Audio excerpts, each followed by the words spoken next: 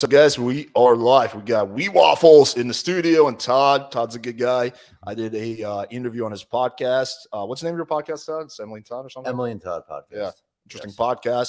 But yeah, we got Waffles in the studio. He's actually the same height as me, I found out. So he is not some midget. We learned that today. But anyway, before we jump into the debate / podcast, let's start off by getting fired up with our brand new trailer, which is not so.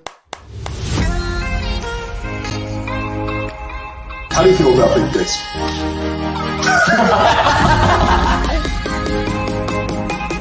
We got Sarah J on the casting couch. Yes. She's never done this before. You are about to have sex with other girls, but she's not. Fuck that shit. What are some of the biggest mistakes you personally experienced? Shoulder fuckers. All right, we are back. All right, so let's start off with quick introductions for anyone who's not familiar with you guys. Let's start off with you, Todd. Yeah, sure. So my background is that I'm a clinical psychologist, and I've had 25 years experience, and I'm currently on a sabbatical doing a podcast with a TikToker named Emily King, who's got 2.5 million followers, and we talk about dating and relationships. Cool. Waffles, kick it off. I've been on the channel a few times before, so hopefully a lot of you recognize me. I've got a channel of just over 100,000 subscribers, specializing in black pill content, which for anyone who doesn't know already by now, has like three main pillars. Number one, like the importance of looks. Number two, women are hypergamous. And three, that women want to date up. Wait, sorry. That's the same as hypergamous. I meant the genetic component of looks. Yeah, it's fairly fixed. Yeah. So there's not much you can do to change your looks. So how did you two link up? How did you guys start like traveling together and doing podcasts together? What's the story there? Well, so initially I had a different podcast, and it was called Breaking Stereotypes. And so, there's a lot of stereotypes about the black pill, for example. So I reached out to Wheat, and we did an interview with him on that podcast. And then naturally just a friendship evolved from that, because we have a lot of common thinking and that type of thing. And that was over a year ago. And so both have red hair. There's a lot of common. Yeah. We've been told that I look like his dad many times. I can see that. So Todd, would you consider yourself a black pillar too, or where do you stand? Yeah, so I've never really associated with specific pills, but in today's dating market, I would definitely say that I'm probably more black pilled. Okay. We were discussing, so we did a pre-show. We were discussing like, what would you be categorized as Waffle? So someone said like a more extreme version of red pill. I called you black pill light, because you are black pilled in a lot of your beliefs, but you are on the lighter side of the black pill, meaning you acknowledge that game exists.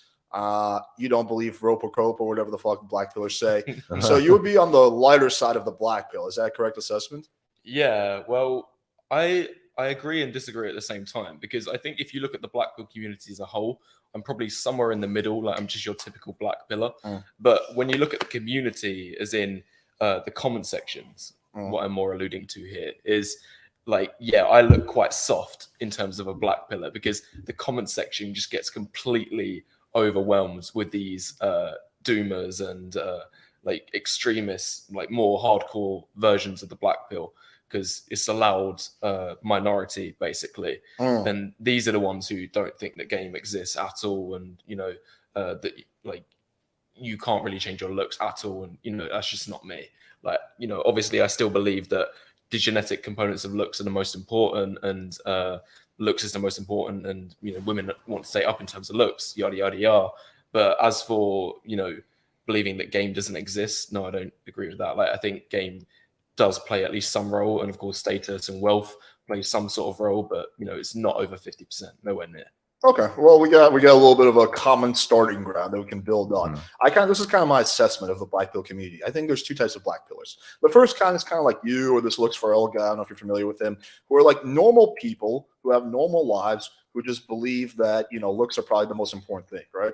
The second category are these like basement dwelling creatures who are just extremely bitter, who hate everything and everyone, and who just want the world to burn. And I see both of them in my comment section. And like the first kind are like cool people that I'm always down to debate. But I also see the second kind. And like, again, you're not one of them. Like, I know you well enough to know that. But they're like, I just look at them like this is like the pinnacle of toxicity. Like these people literally like just want everyone to be miserable. Like, have you noticed that in the community? Yeah, I do. Like, because quite a few of them are stuck in their beliefs and they think that the black pill has like the answer to everything. You know, just say, here's an example. Like if a woman cheats on a guy, like they would automatically think, oh, the black pill explanation for that would be that the guy that she cheated with was better looking. And that's all cases of all women who's ever cheated ever. Yeah, when it's much more complex than that. Yeah, like I'm not saying that doesn't happen. That probably has happened quite a lot of times that a woman cheats on a guy who's better looking than her current partner. But as for that happening every time, I don't think that's the case. I also found that the second kind, they're really prone to believing all these conspiracy theories. And like, we're not even talking like mainstream conspiracy theory, like who killed Kennedy. We're talking about really cringy, random conspiracy theories. So like the common conspiracy theory for my channel is that Natty's not really my girlfriend. I'm just paying her money. She's a paid assistant. But at the same time, also she's a busted too. So it's like those two things kind of don't coincide. But it's like these guys are convinced that like there's no way she's my girlfriend. Like I have to be paying her money. And like no amount of, I'm like, what evidence could I show you that to prove to you that she's my girlfriend? Like you want to see photos, you want to see videos of it together. It's like, no way, dude. You're like fucking mid forehead section is like not good enough to get a girlfriend or something like that. So I see that like, I don't know. I find like, and also here's another weird thing that I've noticed. I found a lot of black pillars are really, really weird about communication. You're one of the few people that is like open to just like, when I remember when we first emailed, you just gave me your WhatsApp. We have like a normal conversation. But a lot of these guys will like, they're like so paranoid about being doxxed, which, okay, I understand. But if you're like, okay, you're a content creator, but if you're like a nobody, we're talking to just a random dude who watches the channel, like, I don't think you're important enough to get doxxed. So like some of these people are like so paranoid about their privacy. It's like, obviously you should be protective of your privacy, but they take it like 5 levels too far. So I've seen this correlation between like the second part of the black pillar and believing all these conspiracy theories, like being really, really like, dude, okay, here's a crazy one. Some of these guys legitimately believe that if you approach a girl and you're not a Giga Chad, you will go to jail for rape. Oh, yeah. That's crazy. that's insane. No, yeah. I haven't seen people that extreme. Like I know what you're talking about. There are a lot of extreme people out there. And going back to the thing you said about people calling you out and saying your girlfriend must be getting paid. I've not so much heard that one. I've more heard the one that you're not in a one-sided. No, that's another common one. Yeah, like, a lot of people call that as bullshit. They say like, oh, you know, or that might be what she says, but she's probably getting pipe behind your back. Yeah, it's always like, hey, where's Natty? Oh, she's not on live stream. She must be getting gangbanged by 5 black dudes. It can't be that she's at home. It can't be that she's at work. It can't be that she's having dinner with her mom. She has to be getting gangbanged by 5 dudes this very second. People actually say that? Yeah, all the time. On my channel. My channel has somehow in the last year attracted a lot of black pillars in both kinds, the first and the second kind. It's a very interesting paradox. I think it's because I'm one of the few platforms that allows like absolute free speech. So like I don't like most bigger content creators. So black pillar comes on there and starts accusing the content creator of girlfriend of like cheating on him, they just get banned. But like I'm one of the few people who won't ban them. So they've kind of like seen my channel as like a meeting ground. But at the same time, they have a love and hate relationship with me. They like sort of want me to like fucking eat shit and fail, but they at the same time enjoy my platform. So it's a very interesting paradox. But yeah, let's get into some of the black pill discussion. So you said you have a few things that you want to bring up. Let's just start. Yeah, I did have a couple of those. Yeah. Can I bring up something first? Though? Yeah, go ahead. How I kind of, because I've been in and out of the dating market for my entire adult life. So I'm 53 years old. So I've seen the changes that have occurred. And so what I would have considered myself when I was younger, because of the current of the climate back then, would definitely be more red pilled. And so game would have much more importance and things like that. But because of the fact that most people are meeting online, whether it be through dating apps or Instagram or social media, that's where I believe that looks have much more importance than they ever did. So, okay, Todd, if you have to put a percentage on it, what percentage do you think looks play? It's a tough question, but just give me a ballpark. I think nowadays it's got to be the environment. You can't just say what percent is it on dating as a whole. It's got to be a certain percent will be for online dating. Yeah, a certain percent for sure. Let's start off. At least break it down by those 3. Okay, fair enough. Let's start off with just cold approach day-to-day life at a bar. Okay. Oh, geez. So I mean, a cold at a bar would be cold approach, essentially. I'm Okay, yeah. So I would say at this point, like 80%. At a bar, really? Yeah. Well, I would say that yeah, that would probably be. I think it's kind of across the board right now, just because again, I think that these women are so and their egos are inflated because of dating apps. Because you've done all these dating app experiences with ex-girlfriend of mine who was cute, but she was nothing special. She was getting thousands of matches. Sure. And so it's one of those things where, how are you going to narrow that down? You narrow that down by looks. Well, okay, so let's focus on the cold approach, and then we can move on to dating apps. Okay, but I do agree with you that girls are getting. Well, I think it's also important. I think guys overestimate how many girls are on dating apps. I think guys think every single chick is on dating app, just fucking all these dudes. In reality, most girls have been on dating app at some point in their life, but a lot of girls at this very point in time are not on dating apps. They tried it, maybe they banged one dude, and that's it. So I think girls are not fucking nearly as much as like a lot of people in this community think they're fucking. Like there are some girls, a small percentage of girls who do a lot of fucking, but most girls they have a body count between like 5 and 10. It's not like hundreds of body counts. So just because girls have so many options doesn't mean they're necessarily capitalizing on those options. But going back to the bar. It is like a tough thing to measure. There's no objective experiment that could be conducted. Kind of the metric I use, I would put it about 50%. And I say that because I have seen guys who are better looking than me who will underperform and they will get more initial attraction from the girl. They'll have more girls looking at them. But when it comes to like pulling and bringing the girls home, like they'll typically like fuck up as soon as they open their mouth. And I've seen guys who are like worse looking than me who perform equally as me. Like if we take Indian P, like no offense, but I would consider myself better looking than him by most metrics. But if we go out, we have probably the same likelihood of pulling if we approach the same number of girls, right? So I do think, and that's just largely comes down to the fact he does a lot more cold approach than I do. So I've seen that kind of stuff play out where I've seen good looking guys who struggle and guys who are like average looking or below average looking who do pretty well. Now I will say that if you're like massively deformed, if you're like 5'3" and you're deformed, it's going to be a really fucking tough uphill battle like those guys. But if we take those edge cases aside, I would put it closer to like 50-50. Like, yes, like obviously a good looking guy has a massive advantage over a bad looking guy. But at the same time, that doesn't mean the good looking guy will actually pull more chicks. So that would be my counterpoint. Yeah, well, I actually, but in between both of you two, like I wouldn't put it as high as 80% for cold approach, and I wouldn't go as low as 50%. I would say it's somewhere between 60 and 70%. And then the last third or so is game, because that can be like the make or break thing, especially for normies. Like if we want to dissect it further, for a sub 5 guy, it might as well be 100% looks, because if he's really fucked, then what chance does he have in cold approach? And yeah, he might have a 1 in a million chance of it working out, but it's just such a low ROI.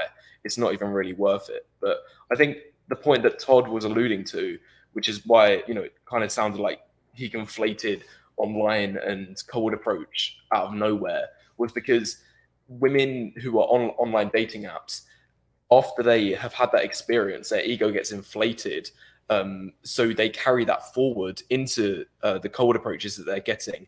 And that's why they, looks will still become more important in cold approach, because even though it's unrelated to online dating, if you know what I mean. So like basically to summarize, 20 years ago, cold approach might have been 50% looks, but now I think it's climbing and it's going 60%, 70%. Eventually it'll get to 80%, because once a woman has had that taste of online dating, and all women are on Instagram now, so they know how important the looks of their partner is, then the importance of looks in cold approach is also going to increase.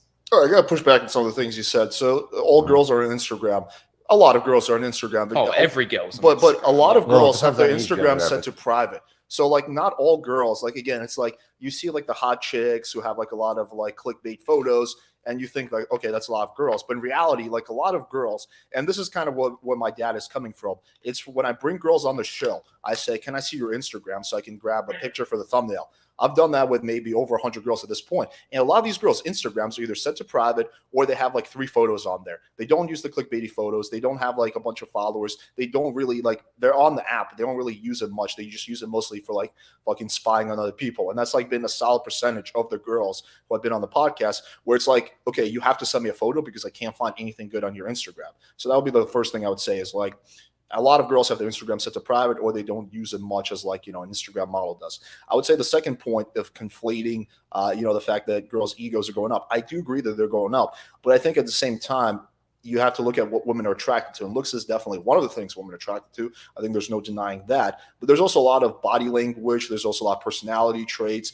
There's confidence. There's charisma. All that stuff. Like, women are hardwired to be attracted to charisma, to confidence, right? If you go back to like caveman times, a woman who was, I don't know, like fucking like if she had to choose between the pretty boy or the guy who was like, very confident alpha, she would choose the confident guy because he has a better chance of protecting her offspring. So I think that part hasn't changed. Women are still biologically wired to be attracted to confidence, charisma, and perceived status. And status can largely manifest in your game. So if you're the kind of guy who looks like he knows what the fuck he's talking about, who seems like he's very confident in the environment, the girl will typically assume that you have some status. I can say that when I was like broke before I had PWF, like when I started learning game, like a lot of girls would think that I was more successful than I really am just because of how I carried myself. So I think that part hasn't changed at all.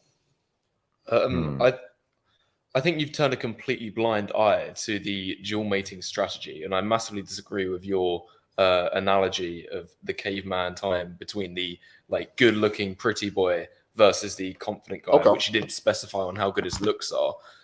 Because I think in that scenario, she would bang the better-looking guy who's got supposedly better genetic indicators, and then she would cuckold the confident guy, who might have other like good characteristics which indicate how good he is for being a father and raising children and being a protector and a provider. She would cuckold that guy into raising the children essentially. Wait, you really think if we go back 10,000 years and we just do like we do a thought experiment, we have a cave woman and we have two guys. One of them is the leader of the tribe, right? He's confident. He's the guy that fucking tears down the woolly mammoth. He's like the leader of the tribe, but he's like average looking. And then you have this pretty boy caveman, whatever that fucking means. But he's just kind of like a follower. He doesn't really do shit. He's not that comfortable. He's not that confident. He just fucking sits around the fire pit all day. You really think she would pick the hot caveman dude versus the alpha leader?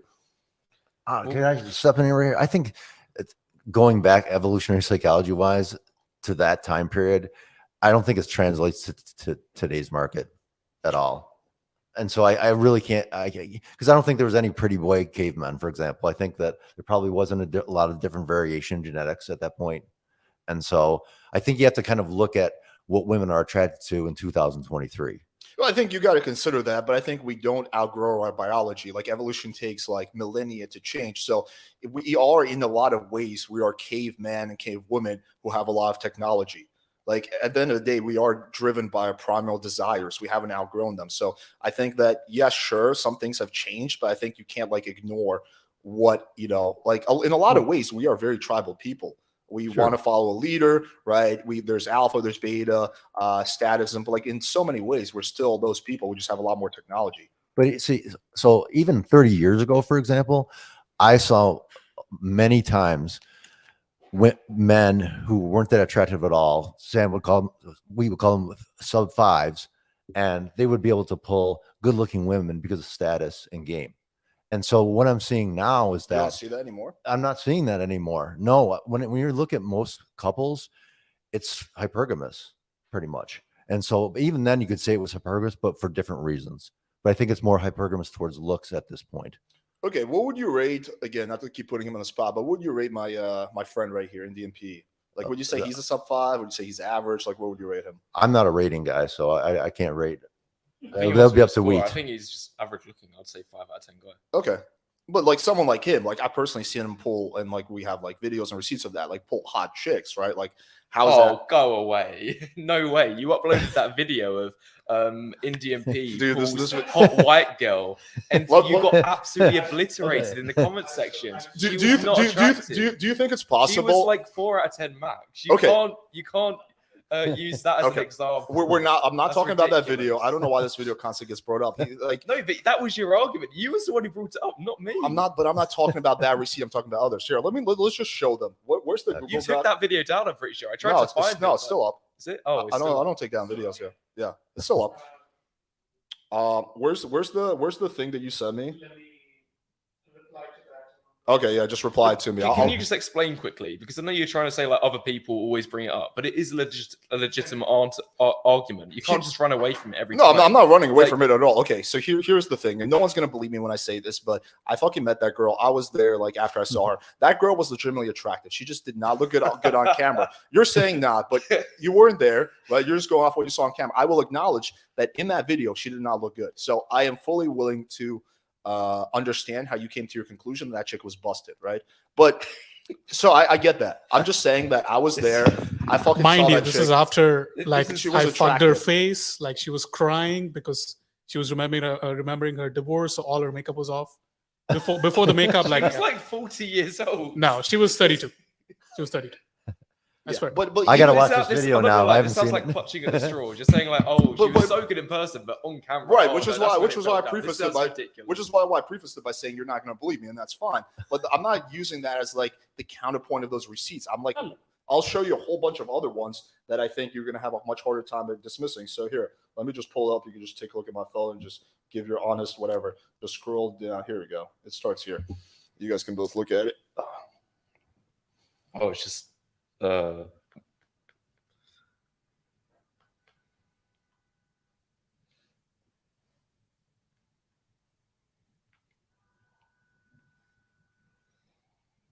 I wish we could show it on the. Can you share the screen so the chat can see it? How can I? Okay, never I mean, mind. like on WhatsApp. I'll- yeah, I'll- like a few of these are attractive. I'll post the Google Doc, guys. If I know you can't see what we're looking at, I'll post the link in the comments I have a afterwards. lot more pictures. like Infinite. So where did you? what I would describe this. Where did you pick up these? like, women? yeah, a few of them are attractive, but like these, to put it simply, these look like loose women. They don't look like Well, how do you know? You never met any of them. Like, no, but I'm going based off appearance. Like, we've all seen it before. If a woman's got like really long eyelashes, dyed hair to an unnatural color, like tattoos, things like that. They're usually easier to. so would you say she the was a rules real of ginger. would you say the rules of Black Belt don't apply to loose women? They only No, apply to. I would say that they're just it's a lower barriers to entry, basically. Like, they're easier to get through the door. And these women, like, the minimum threshold for them might be like a 5. And if that's the case, these women have slept with like tens, if not hundreds of guys before him. Meanwhile, a woman who sets her threshold at an 8, she might have 0 partners or only a handful, because very few guys are going to be meeting that threshold. Well, and what? Don't you feel like that's like the most least charitable response to that? Like it's a possibility. I will not deny that from your perspective, but I feel like a charitable answer would be like, "Damn, okay, maybe there's something to this." But like the least charitable way to respond is like, "Dude, they gotta be like sluts. They gotta be paid." It's like it's gotta be like something. It's like I feel like Black Pillars do this all the time. They just always like. I guarantee you, if I showed you a photo of a fucking Chad with those photos, your answer would be totally different. Oh yeah, man, like fucking, of course, 100%, bro. Yeah, totally get it. So I feel like this is this is pretty crazy backwards rationalization. I will acknowledge that he's the exception to the rule. Most Indian dudes who look like him are not fucking banging chicks. I will actually show you a acknowledge that. picture of the girl I'm about to meet in 1.5 hours. I'm gonna send an Uber to her. I'll show you a picture of that, and you'll be like, "What the fuck?" Let's hope she doesn't flake. No. Let me quickly show We it might to still you. be streaming in this time. You want to just send it to me, or you were gonna just show it to me? Okay. Yeah, she's nice. She's Yeah. UK. She's from the UK. Okay. You can interview her during one of your street interviews and find out if she's a loose woman or not. Yeah. Yeah, like Okay, fair but enough. she's- But again, it's like yeah. the tattoos. Like, I don't know if her chest area is fake or not, but she's got the long eyelashes, the Tattoos long makes hair. her 100. Wait. Well, what does the fact that she has tattoos like have to do with her looks threshold or who she's like? Right, I haven't got any studies on this, but I say generally speaking, based on experience, the women that have these sort of things, like especially when it comes to piercings, tattoos, like these are generally Lip fillers, easier. They eyelashes. usually give out easier to guys. That's what I've seen. Yeah, there's I've got probably no studies or anything like that to back it up. No, I will That's grant you. I think there's experience. probably a correlation there. Sure, I'll be willing to concede that. You can do the same thing with smoking cigarettes. Probably there's something there.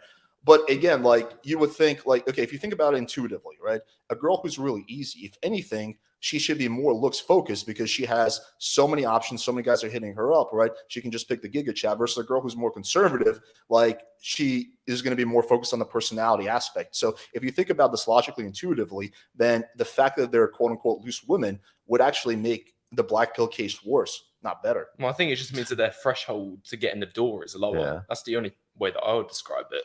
I think the reason why, Right. them having all of these appearance features makes them looser is because it shows they're more experimental.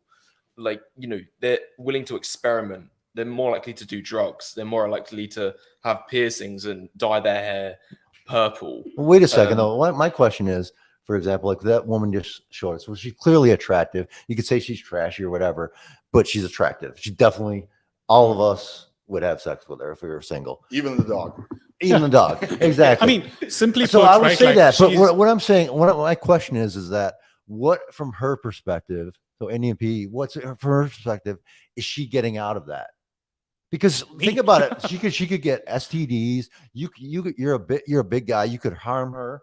This is somebody you don't know. She's coming over your place. Like that just seems something's off. I've done off it. base I've done there. it too many times to know when there's red flags. Like if I know that something might happen, then I'll get a feeling before itself. By the way she's texting. by the way- That wasn't the question. He's asking what's in it for the girl. Yeah, what's in it for just her? me, Because like- there's just too much risk. Well, For her. okay, Todd, do you agree that women ignore risk and have sex with random dudes all the time, right? I think low quality women do. Okay. Women Sam, that are not I'm suitable sure- for relationships. What? Women that are not suitable for relationships. Yeah, I wouldn't recreational date use any of only. these women. You wouldn't date a girl who fucks you on the first date? I think Because I wouldn't rule it out, but I think that's a red flag at the very least, or a yellow flag. Yeah, but, to well, put well, it how many other more guys? I is see she that fucking as a with? green flag. I like a girl who You're fucks me on the joking. first date. No, I'm dead serious. Well, no, I because don't want to my go on point 4 or is 5 if dates. she's done it to you, then She's she's done it to probably done 100 it guys. to like 5 guys beforehand as well. Who gives a shit? Well, because you want to be dating a woman who's got an extensive sexual history. Like we've all seen the studies. I'm pretty sure you've made No. videos on this I mean, yourself. All right, That but women so- who have higher body counts are lower quality. Well, that's what you they're said more the- likely to divorce. They're more likely to. Right. But cheat you than- said the number 5, not 50. If you said 50, I would have a different response. But Yes, you don't know if it's 5 or 50 though. Sure. But again, going back to that, like, Mhm. I think that like if you want to date a virgin, I think that's fine. But then you're gonna have to go on like 20 million dates to hook up with her. I think most women, again, are somewhere between 5 and 10 body count, 5 and 15. And the girls who are like the ultra sluts, I think you can typically tell that by the way they carry themselves and their appearance, Okay. which you contested with me 5 minutes ago. I know, but again, if someone's talking to somebody and they're texting them and they're willing to come over and they don't even know you, the odds are that that woman has done that many, many other times before. you don't think maybe the girl just got out of a I mean, it could be, but you don't think maybe the girl just got out of a relationship where she got horny that day, or maybe she was kicking around the idea with like for months and then she finally decided to follow through on it. Like as someone who's hooked up Right, with again, a lot is of that girls, not a low I quality? think woman that's the behavior again? exception, not If the a rule. woman's just got out of a relationship and the very next day or we're week, not talking there. she's Again, already- this goes back to least travel. We're not talking very next day. We're talking maybe a month or 2 months later. This okay, is- yeah, then that's fair enough. But like, if she's doing it in a week, then I think that again, like, and if you're trying to date this woman long term, then that's not a good idea. Like, I want to throw it out there that if you are only interested in, short term, like just getting laid, basically, then none of these things that I'm talking about matter. It doesn't matter if she's got blue hair, orange hair, purple hair. I don't care. If you're only looking in terms of getting laid, go ahead. If she's sleeps with you on the first night, that's a win. Because it doesn't. You're not thinking about any indicators of bad I long-term get all that. potential. Yeah. But I think a lot of you red pillars. I'm not a red pillar. You are. I'm definitely not. I disagree with the red pill. According to black pillars, you're a red pillar. What would Because you consider who's- yourself of? because anyone who's left of black pill, according to the black pill community, is a red pillar. Well, that would mean that I have the same beliefs of like fresh and fit roll Tomasi, which I don't. I'm closest to the pickup community. That's the Yeah, but community. that's, Well, still a red red pill, pill. still. It's Yeah. it's gay. Like, I mean, if gay you want to call status money- everything that's not black pill red pill, then I Well- guess you could. Well, Destiny is blue pill, for example. Right, and that would be probably right. You're not of, blue pill. right right of destiny, but again, I'll be closest to the pickup community, like the beliefs that the pickup community has.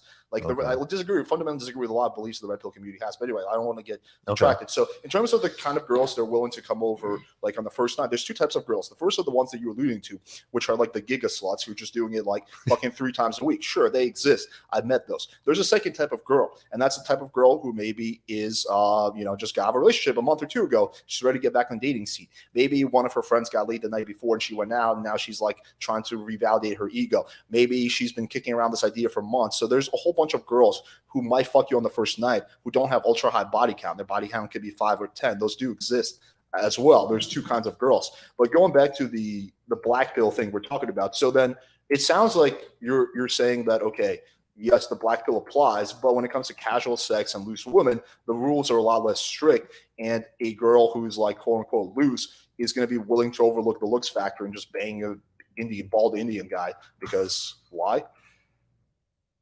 Can you repeat the question? It sounded like it got like dismundled with a bunch of other stuff. Can you just like be more clear with the question, please? Okay. It's more of a point rather than a question, but it seems like you're saying, okay, looks are the main things that matter, right? And then I'm presenting you with the counter examples, and you're saying, well, yeah, but those women are loose, which to me indicates that the rules of the black pill don't really apply nearly as much to loose women as they do to conservative women. No, it still applies, but it just means the threshold is lower, that they would give out easier. Like, every woman, depending on, her own like inner values and how conservative she is going to have a different threshold. And a very loose woman, her threshold might be a 5. Like, and generally speaking, these women that like give out to every single 5 out of 10 guy, they have like the highest body counts because they just, they can't go on a night out without going back with a guy. I've seen girls like that, and these have very low thresholds for looks when they're looking at a guy. But why are they fucking, if looks are the main things that matter, why are they fucking this Indian guy when they could fuck a Chad? Like, clearly those attractive girls, even if they're loose, they have plenty of options from good-looking guys. I think we both agree with that any girl, regardless of how hot she is or how ugly she is, has countless options from guys with all kinds of looks range. So there's got to be some other factor that's making her meet up. Like, she can't fuck 20 guys in one night, right? She's probably limited to one guy a night. Why is she meeting up with this brown dude when she could meet up with this like tall white dude? Like, there's got to be something else there that's causing her to pick him over the other guy because she clearly has all those options. Money. Here we go. Well, I mean, let's be honest. That does go on a lot. Well, I'm not going to clutch at the straws here. Like, if a woman's at a nightclub or a bar, and he approaches her, he's probably going to have a better chance than the Chad guy who's just standing there minding his own business, not even paying any attention to the girl. Like, the very fact that he's approached, that gives him a little bit more of a chance. So that could explain it. Yeah. Like, I believe the game exists for sure. 100%. Because I remember, again, back in the day where my roommate in college was significantly, I was significantly better looking than him. He would pull women all the time. So game exists. I'm not denying that at all. I'm not just saying it's looks only. I'm just saying in today's market, unless, because it's mostly kind of online, it's one of those things where that's kind of what gets you through the door. So for example, like, I'd like to know, like, this last girl, so Indian P, where did you meet her? Was that a cold approach? No, online. Okay. So on Tinder or Instagram, like, how did you connect with her? No, it's on Seeking Arrangement. Okay, you're paying. No, the truth spills out. I go back on my previous point now. No, I'm not Because paying. that Okay, explains- but why would it go on You're not Seeking paying, but it's Arrangement? implied. Least charitable answer again. We don't pay for fuck girls show on you. Seeking. Okay. You can use Seeking as a dating tool. No, but it's implied. Yeah, well, you're that, talking like, about- you're there to. No, there's some girls on there who just want to meet a guy that's like cool and has his shit together. There So are there's- some like Yeah, so you're lying though, because like on Seeking, you have to say like I make $1 million a year, or you can No. just be honest about how much you make. I put honest. Yeah, Okay. you don't have to lie. I will. so grant you- you're a salt daddy then, essentially. Yeah, Yeah. exactly. Okay. Salt daddy. Yeah. Well, but salt daddies are tough though, man, because there's not that many women on that site that are interested. There are. I mean, it's just about, like, first of all, the whole game comes into factor over here because I frame it as, like paying, like if someone else is doing it for them, I frame it as them being the creep and them being them doing something transactional. So if this girl is super experienced with all of that stuff, she knows I'm not going to pay her. If this girl is okay with like, just meeting a cool, successful guy, then she's going to be like, yeah, you're right. There's a lot of guys who straight up are looking for sex. They just hit them with a message saying like, okay, this is how much money I'm going to pay you. This is why, and we're going to have sex. That's going to be their opening message. On Seeking, the main thing I like Seeking is because there's hotter chicks, And your plus competition there's sucks. so less competition. Yeah. You can just be a normal dude, and like the girl will like just like you automatically, because it's like she has a lot of options, but then those options are like super weird, right? And she could either do that or go on Tinder, but then she's also like met a lot of weirdos on Tinder. There's like 90% dudes are super weird, and like I've heard that from so many girls saying like, oh, like I was on Tinder so much, but I fucking wasted my time because all I met were like guys who like who live in the ghetto. They're losers. They have nothing in their life. And then that's when I discovered Seeking. And then like I just wanted to meet a cool guy. I couldn't find them anywhere All else. right, let's for the sake of argument, let's just discount this chick and just go all your Tinder and Hinge and cold approach fucking ways. Didn't you bang a Hinge girl like what, a few weeks ago? When was that? Tinder. When was that? That was 1 week ago. That was 2 weeks ago. Right. So this guy, sure, he bangs chicks from Seeking, but he also bangs chicks from Tinder, fucking Hinge, and cold approach, right? So okay, let's just assume that the Seeking is just like a weird anomaly. Like then there's still got to be a reason that like. That was from Tinder. Now again, I'm fully willing to acknowledge that he's an exception to the rule. Generally, guys who look like him are not getting laid. But I think that when you have enough exceptions to the rule, you have to think, okay, maybe there's a little bit more to looks than some of these girls. Like, have you ever done an experiment where you've taken a profile, you create a profile as a girl, and you just see like what kind of messages they get? Have you ever done that? I've not done one myself, but I've seen countless videos on YouTube of how they just get flooded with. Right. Yeah, you're talking about like on the lame first day. messages. Right. Yeah. So when I've done an experiment, I've noticed that like about 98% of the messages like fucking suck. The guys are using either really cheesy pickup lines, they're ultra sexual, or they're ultra boring. Like if you can have a unique opener, you're already in like the 1 or 2% of guys. Wait, hold on a second. But you did that Bumble experiment a few days ago, and this guy used the corniest, worst blue pill lines, and he was still getting some feedback.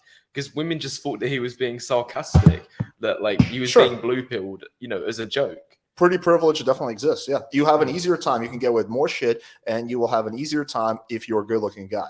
There's no denying that. Wait, Have you ever done a Tinder experiment of Indian PE on your channel? Have I ever what? Done a Tinder experiment of Indian PE on your channel? I don't think we've ever done that, no. So what would be like on Tinder, for example? What would be such a great opening line that you're able to get in the door? Making a unique observation based on her photos. That would the girl from two weeks ago, it was we made a video of that too. She was 18. I'm not gonna dox, but like she was 18. Okay. And the opener was, can I be honest? And no. I'm curious. Question. That was my opener. Question. And she was like, what? How do you look suspicious but innocent at the same time? Or like, no. How do you look wild but innocent at the same time? That was my second message. And she says, don't ever judge a book by its cover, or like there's so many chapters or whatever. And then I was like, okay, the whole thing. So, but like it's a much different conversation than, hey, how are you? Hey, how's your day going? Like it's not the same as what everyone else is texting. So how much do you think? So you think it's all just kind of wordplay versus I don't think status? Looks and status definitely matter. No, that's what I'm saying. Forget the looks. We know that that makes it easier. We're all in agreement of that. Okay.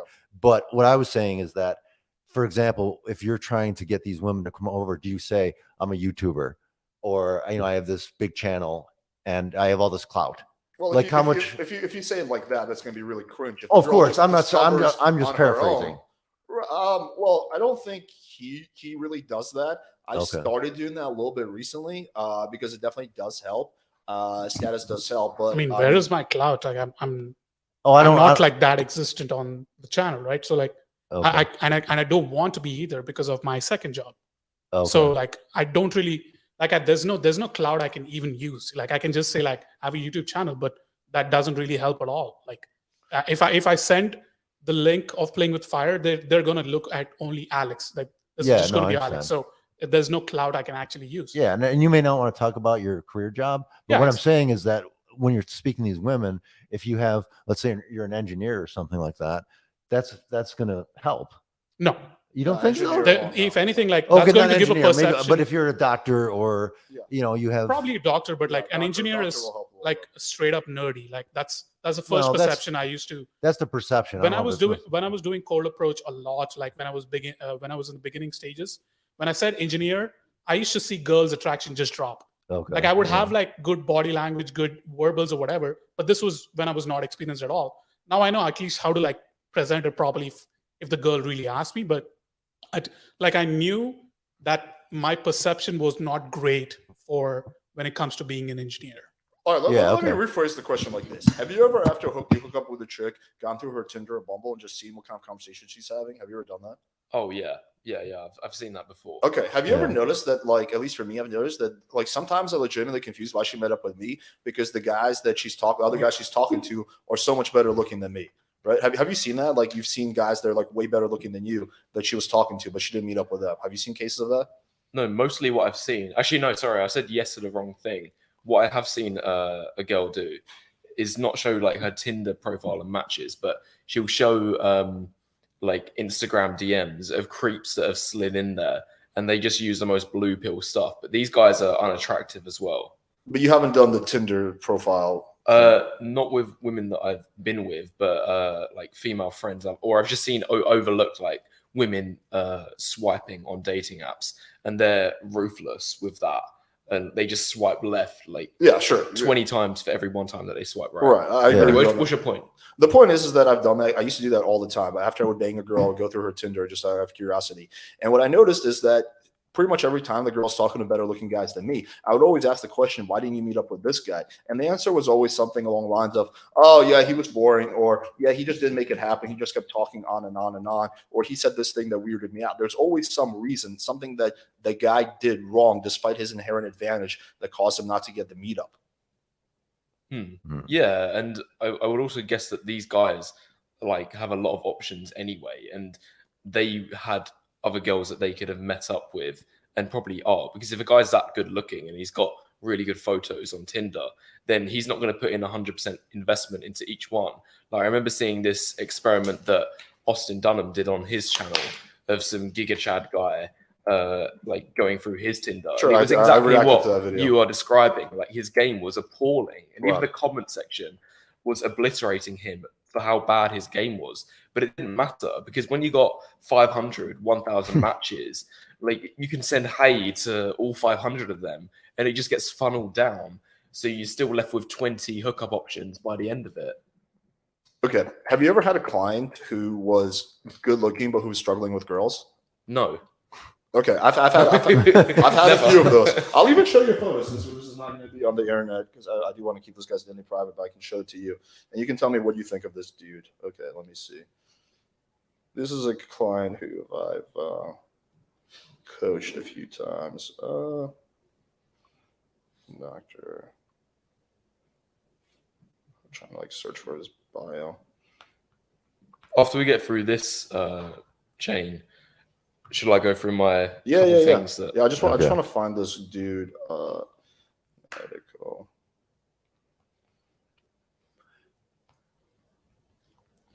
Doctor. So the other question I can ask NMP right now. So what is like the goal of this? Is it just sport fucking? Like that's it? Like what besides? Because I would think that a lot of these women are probably like from seeking arrangements, probably pretty low quality women as far as IQ, as far as personality and things of that nature. And so I don't think so. For- Like it's not black or white. oh, Like, it's not there's black some- there's or some- white. yeah, But I'm there's- saying like a woman who's mean. Like maybe if you've been texting for a while, I can understand maybe you are able to cultivate, some sort of relationship for her to kind of come over. But, I'm wondering, again, because there's a lot of hot women out there Mhm. that, you can't speak with them for more than an hour and you want to get them to get out. Do you know what I mean? And so I guess that's true. I mean, like, yeah, that's totally yeah. That's, So it's that's just right. like I agree. pretty much So- sport fucking for you. Most of the times, yeah. But Okay. like, when it's like an attractive girl, what happens with me is like most attractive girls I banged, like I lose interest after banging. I actually had a girl I already banged who was going to show up, but then I rescheduled on her because I was like, I mean, I want to bang this new chick because it's like, I mean, it's new pussy. Okay. So and then I'm like, okay, cool. So you're really into variation versus having Variation, yeah. I'm Okay. okay with having a girl like a rotation, but she has to be really fun outside the bedroom. I don't want to keep it strictly sexual. It's strictly sexual until the bang happens. After that, I look for like certain personality traits where I actually want to enjoy my time with the girl in and outside the bedroom. There was this also like a Russian chick I met at the beginning of December. I saw her. I mean, I met her first, like we met outside. I banged her, and then the second time I met her again. After that, I didn't even want to see her again. Like I just didn't even message her. Like I didn't even make sure that she went home safe because I was just so bored. Like we fucked twice that night, the second time, and like after that, I was just bored. Like I was just thinking to myself, like, I mean, I don't really enjoy my time with her. Why do I want to see her again? Like, and then Yeah. Well, that was my point because, for example, like I spent a little bit of time in hookup culture, and most of the women that I spent time with, it's one of those things where they were really dumb, obnoxious most of the time, and I just didn't even want them around. And so it was like all this. I put on all this work to get there, and then it was one of those things where an hour later, and it's like I want them out.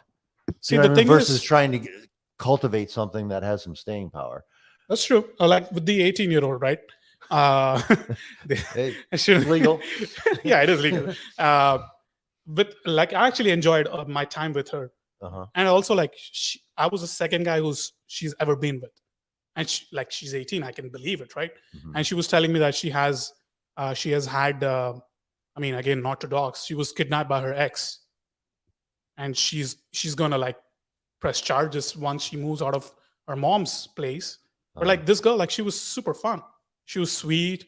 She was like super feminine and stuff. We were like dancing around and shit. Like even though I'm like 13 years older than her, but like with this girl, I was like, yeah, I want to see her again.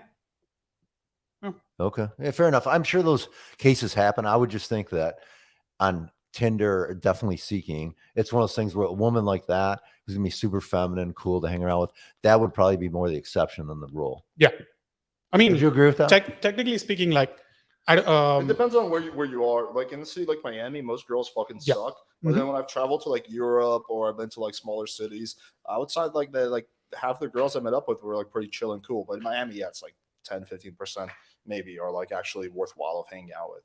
I think it heavily depends on where you live. When I was in Poland, I felt like one out of three or maybe every other girl was like really chill. And like I saw there could be potential something there if I stayed there longer. Yeah, I mean, I agree with that. Here? I agree with that. Why is it so bad here? It's because superficial city. Superficial, yeah. Yeah, it's a party city. And so I agree with you, you know, as far as location. Because, for example, I did an experiment where I went on to a Filipino website. And almost all of the women there, first of all, there was two types of women on there. There was women who were just trying to get your money by selling videos or news, or there were women who were even as young as 18 years old who wanted relationships. And if you even brought up sex at all, you would be gone. So it depends on location. Filipino culture is very conservative. So yes. So yeah, like with Asian girls for sure. Like I wouldn't go sexual. Yeah, I don't know. No, what I'm saying though is that it's something where they're the complete opposite of Miami girls, probably. Right. Yeah. Sure. Yeah. I can't find this dude. It's gonna take me a while to dig through. I'll find it later. But yeah, let's just move on to your topic. Okay, yeah. So I'll go through them on my phone. Yeah. So this is the first thing. Like, I want to talk a bit about the ethics of game. Okay. What's your like overall philosophy when it comes to the ethics of game? Like, what is an acceptable thing to do in game, and what is an unacceptable thing to do in game, which might actually increase your chances of getting with a girl? Yeah, I did a video on this. I mean, I think first of all that ethics are what's the term? Subjective, right? Where it's basically it depends on the person. So some people have different ethics than me. I don't try to like inflict my ethics on my audience. But for me personally, I think gaslighting, lying, manipulation, any kind of deceit is unacceptable. I think I do make a distinction between white lies and substantial lies. And the litmus test I say is like, if after you have sex with a girl, you told her you lied about this thing, would she laugh about? Would she get pissed off? So if you lied to her about your job, she'll probably get pissed off. But if you said that like, oh, by the way, you know how I said I was 5'11" in my bio? I'm actually 5'10". She'd probably laugh at that, right? So I think that's the litmus test. So if it's a white lie, I think it's okay. But if it's a substantial lie, something that she would feel upset about, then it's not okay. Yeah, I would say that's kind of where I stand. So lying, manipulation, gaslighting, not a fan of love bombing either. Yeah, I would say those things are kind of messed up, but they can increase your chance of getting laid. Like anything dark tribe will probably help you get laid, but I think that's like, probably not something you should engage in. Okay, yeah, I agree with most of what you said there. What was that video you made? How to pick up a girl that already has a boyfriend? Yeah, so I was giving, like, I personally don't really go for girls with boyfriends, but this is a question I constantly get asked on my channel. And again, going back to what I said earlier, I don't inflict my ethics on my people, on my subs. So yeah, I just made a video like how I would approach it. But in that video explicitly said, I'm not advocating this. This is something I personally wouldn't do. But you guys keep asking me for the information, so here it is. Okay. Well, that's so quite confusing. Sorry, can I just go first? Because of course. Point. Because what I've often heard you use this argument in previous debates, which is that you don't necessarily see game as like immoral or moral. Yeah, it's neutral. And you just say that it's like a knife. A knife isn't inherently moral or immoral. Yeah, exactly. It depends on who's using it. If it's in the hands of a murderer, then obviously it's immoral. But then if it's in the hands of a doctor, then it's moral. Exactly. But with regard to this video of like teaching people how to pick up a girl that already has a boyfriend, this sounds like you're using game in an immoral light. That like it would be the equivalent of in the knife analogy of making a video how to like slit someone's throat to ensure that they die when using a knife.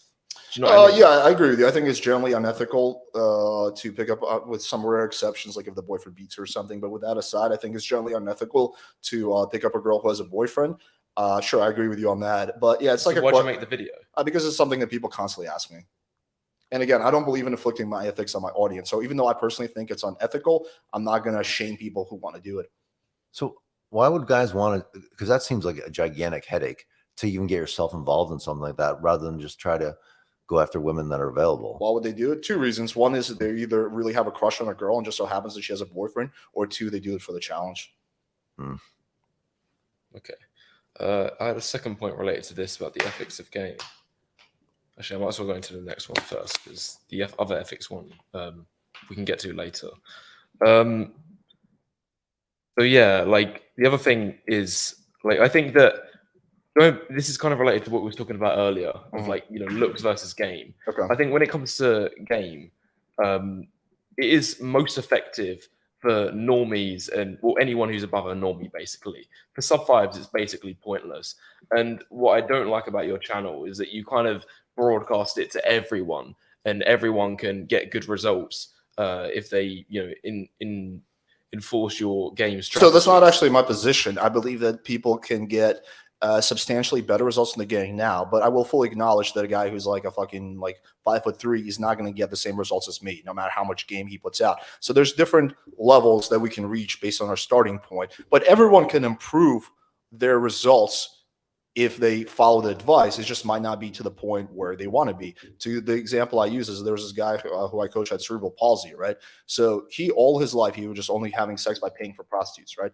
And through following, through getting good photos, through following good text game, through knowing what to do on a date, he got himself a girlfriend. Is the girlfriend hot? No, she's like very average looking at best, right? But for him, that's a massive win. So is he ever going to get a rotation with super hot girls? No. But for him, it's a massive fucking step up to go from paying for sex to actually having a girlfriend who likes him, who's just average looking. I wouldn't necessarily say that it's worthwhile. And I'm going to make the argument that it gets to a point when if you're so far down the SMV hierarchy, there's a cutoff where it's completely like futile even bothering to go through the process of learning game, trying to improve your results, when your potential results are shocking. Like even after doing it all, you're better off just finding something else, like moving abroad to a easy mode country, or just paying for it directly in a Western country. That's my argument. Well, we take the guy with cerebral palsy. I mean, I'm gonna preface it by saying I'm not trying to make fun of anyone, but yeah, he talks right. This is a guy who has severe cerebral palsy, right? Again, not making fun of his condition. Great guy. I'm just trying to explain to you how he is. So this guy's SME is like probably as low as it gets, when it comes to his disability, right? And like if I'm talking to him, like it's a massive fucking win for him, like he's described to me, to go from literally thinking that he only way he can get laid is paying for sex to actually having a girlfriend who like actually enjoys hanging out with him without any money. So I would say if that guy can do it, then other guys, can probably do it too. It's just going to be a lot more work for a guy who's unattractive than it is for a guy who's average. Well, if I was in his shoes, I personally wouldn't follow that route. And I saw this other video of a guy who was similar to the person that you just mentioned, who was like a virgin for his whole life, even until his 30s. He was, I don't know what the condition he had. He was like missing legs or something. And he like finally had his one success with some like 30 or 40-year-old single mother who was unattractive. And what the point I'm making is that the return on investment for him was so unbelievably low. I would just see that as years wasted. Like, yes, he got a result in the end, but the ROI is so abysmally low. He would have been better off just, doing one of the other solutions that I mentioned, moving abroad or just paying for it directly. Well, I think it's fine if you don't think the juice is worth the squeeze. I'm sure there's a lot of people who have that perspective. But at the same time, you can't dismiss for the people who feel differently than you. And for them, even though it's massive fucking headache and massive amount of work, like they want to have a relationship so bad that to them it's worth it. So people have different starting points and different mindsets. But I think for someone who's like, no, dude, like I don't want to pay for sex. I legitimately want to get a girlfriend some point in my life. Like, we can't just say, oh, well, bro, like you shouldn't even bother. Like, why? These people want to try. And if they can get there, even though there's a lot of work, like why discourage them? Well, one thing that I admire about, your message on your channel is that you are actually honest with telling these people bluntly, who are at the bottom 5%, that, they've got a mountain to climb. Sure. A mountain and a half to climb. Yeah. You don't exactly sell them false hope. But I think that, my point is that you're nowhere near as bad as these other red pill YouTubers who sell them ridiculous amount of false hope. But they say like everyone is in the race and we're all going to make it, bro. Like, it's just a matter of time before things work out and you've got a harem. You're not one of those guys, but I still think that you sell the hope a little bit too much for my liking. Because I would say, maybe you need to reevaluate here. Do you really want a girlfriend this bad?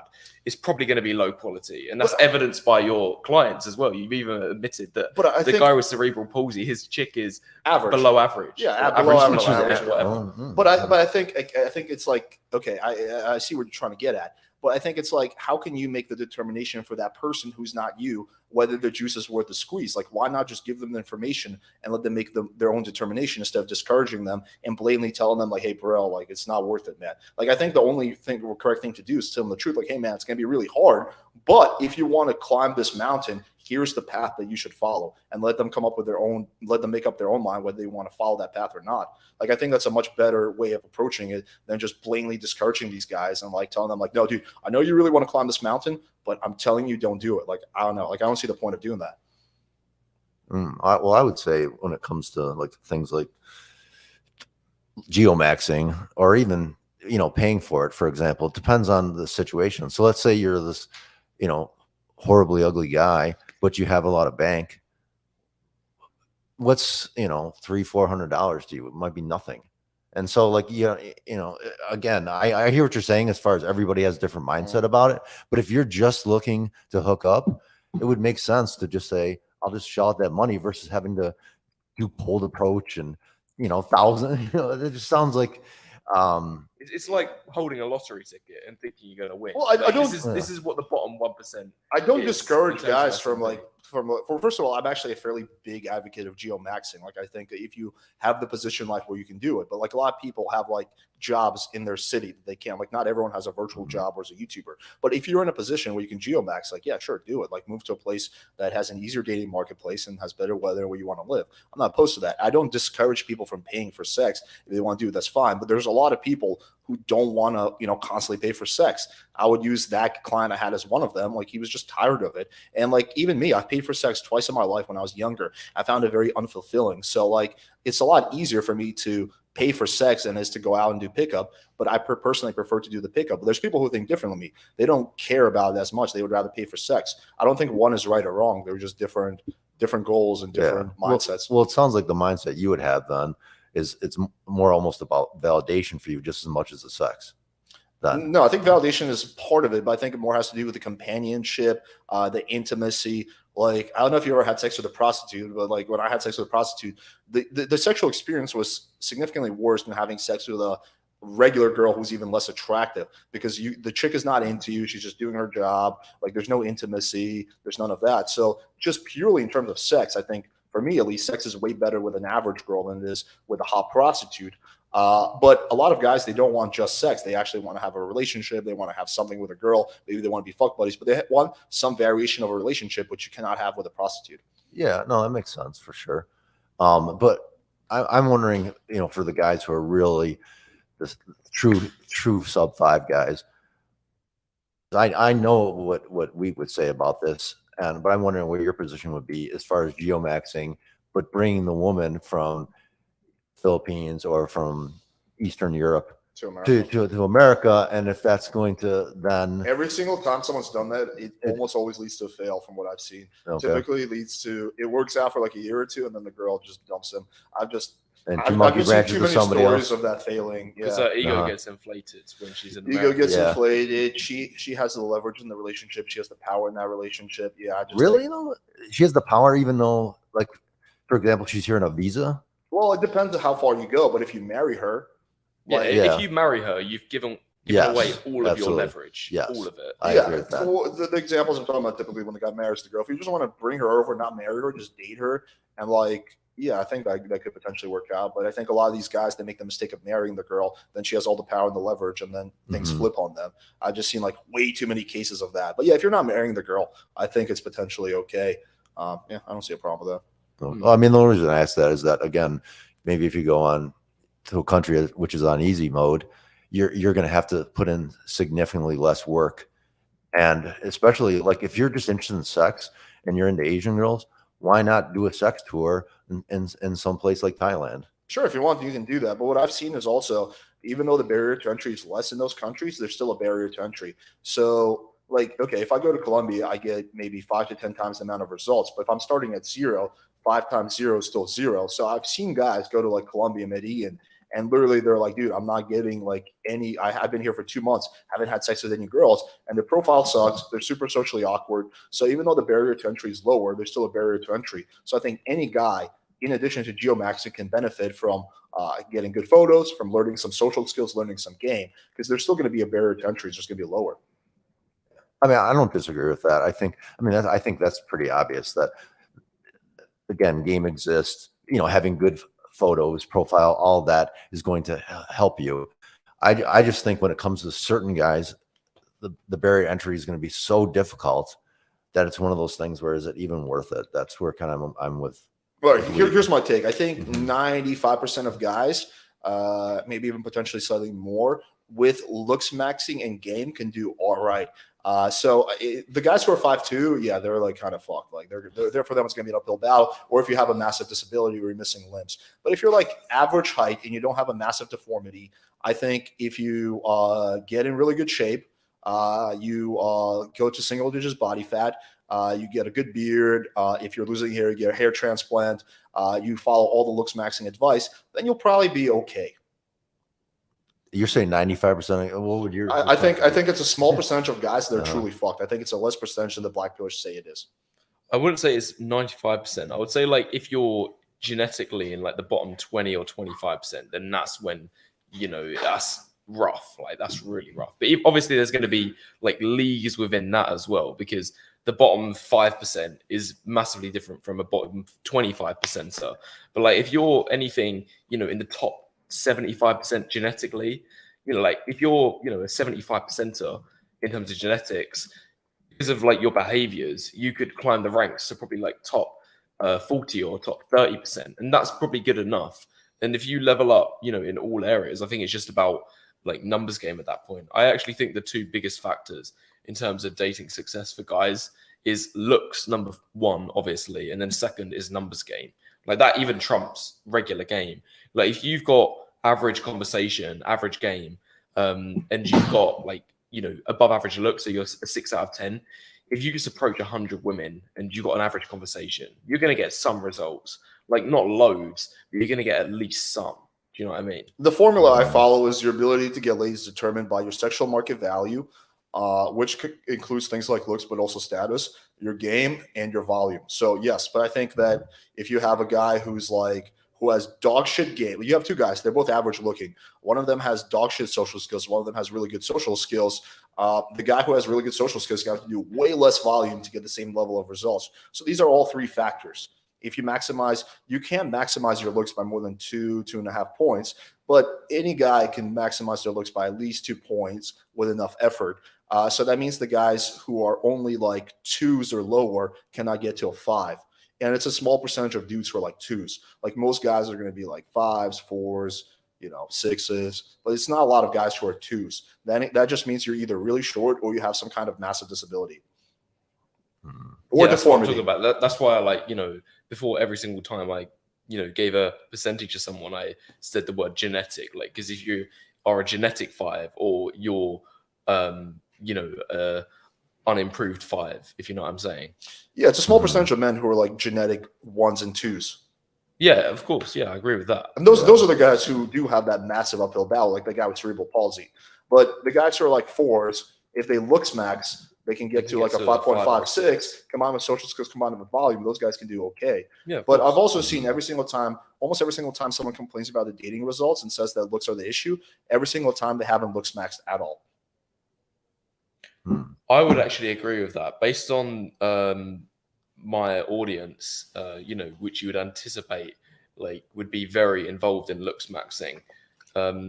My data of my own audience, people that have bought like my face rating service, I think I calculated that about 90% of them hadn't looks maxed like fully. A lot of them had been doing the right things. A lot of people just hadn't been in the looks maxing journey long enough, because obviously some things take time, like gym maxing takes a horrendous amount of time. We're talking a good 4 or 5 years at least. Right.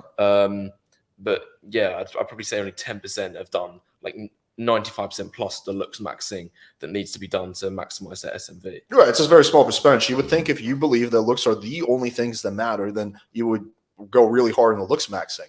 Yeah, but it's a paradox because most of those guys, they don't really go. Well, to narrow it down, like 10% have done like pretty much all of it, and then the next 60 or 70% have done a decent amount of it, like average amount. But then the bottom 30%, like they've pretty much done fuck all. Like this is we're talking overweight people, guys that haven't even groomed their hair. Yeah, like these are the basement dweller black pillars that you're probably alluding to. Right. But if those like basement dwellers, dude, if they like spend years going to the gym, they lost weight, they got to single digits body fat, they got a good haircut, they grew out their beard, like they did all that stuff, like their lot in life could be totally different. So for them, like I don't see why they jump to the conclusion they're doomed. It's just like, yeah, you're gonna have to do some work, bro. But like you're not necessarily doomed. Like the thing you can't really change is height, even though like now they have that height increasing surgery, but it only goes like 3 inches.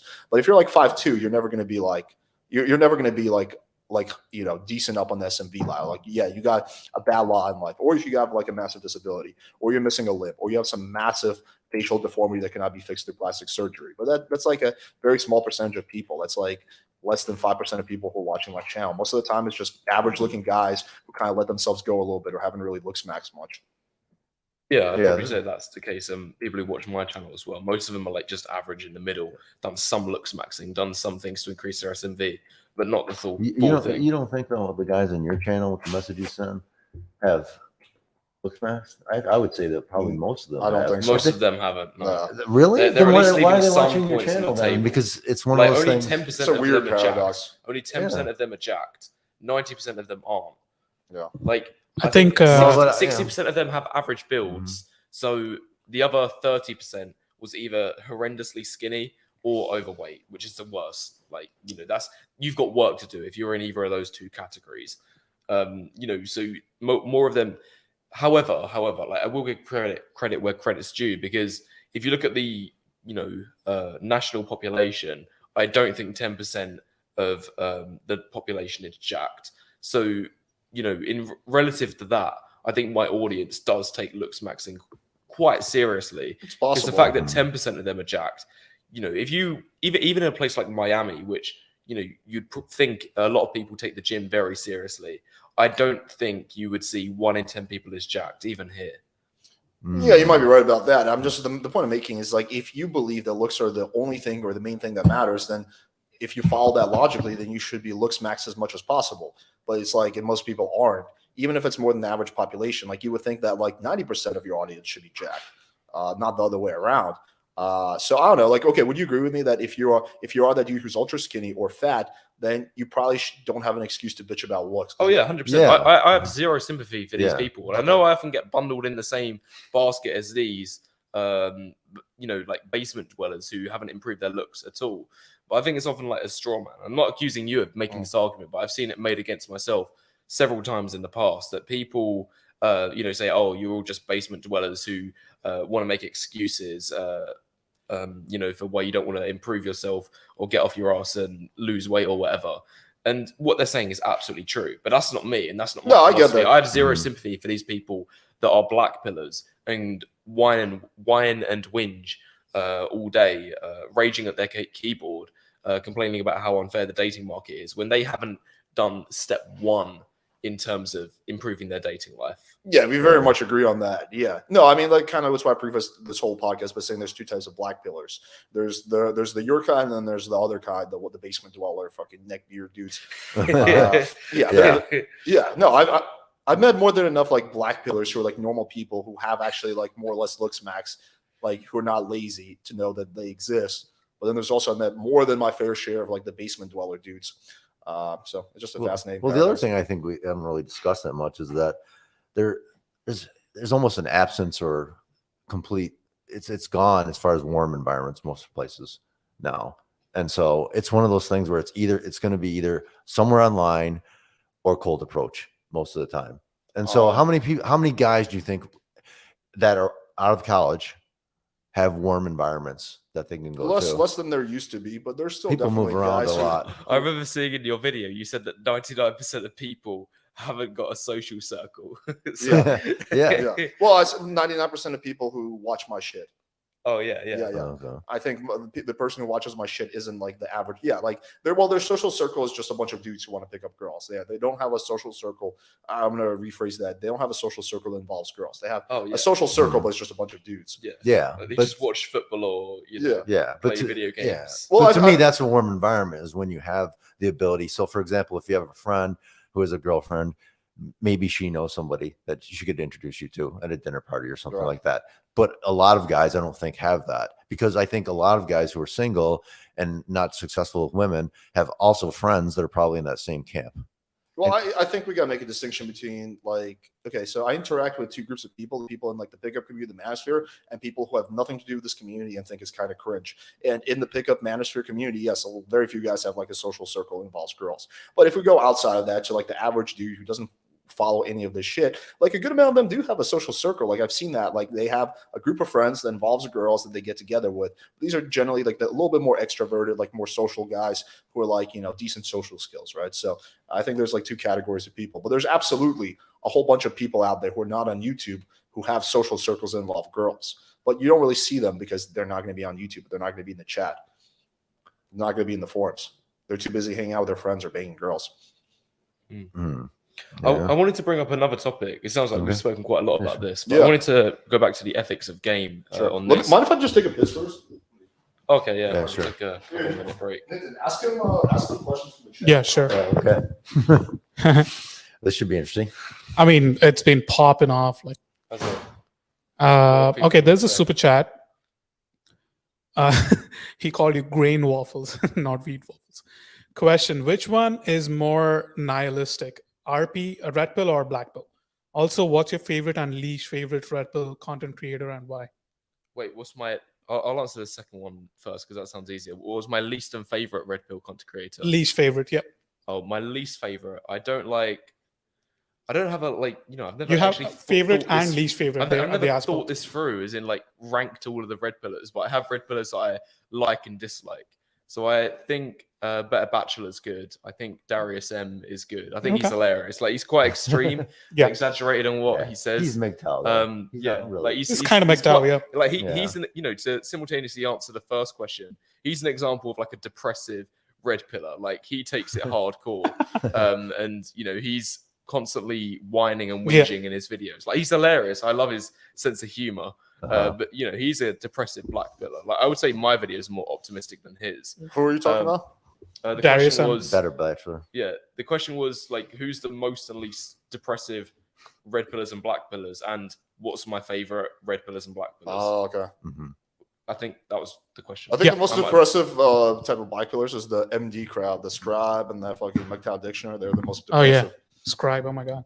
The least depressive would be probably like you or Lux Pharrell or one of those Yeah. guys. But I said that there's like Darius M. Have you seen him? Like he's Yeah, quite yeah. depressive Yeah, for a he's red funny, pillar, though. isn't he? But he's funny. I like Yeah. this. So is a Better Bachelor. He's quite depressive. But I think Darius M doesn't really believe a lot of that shit. He just knows that's what gets views and clicks. yeah. Yeah. Like Yeah. when I had him on my podcast, it seemed like he was like really wishy-washy about like those beliefs. Like it seems like a fairly normal dude who just realized this is what gets clicks. Yeah. Yeah. Yeah. Makes sense. Like He does a good exaggerates, job it's with hilarious. it. Yeah. Like he says what people want to hear, and it's Right. funny. Yeah. Yeah. Dumb bimbo gets called out by Giga Chad. And this happened. Yeah. What are some other questions before we get into the next topic? Okay. So there's one more. Alex, I'm 5'4" and have decent results with girls. What is your reasoning for 5'2" guys that are fucked? Well, okay, so I want to be clear. I didn't say they're fucked. I just said that they have a much harder road to climb.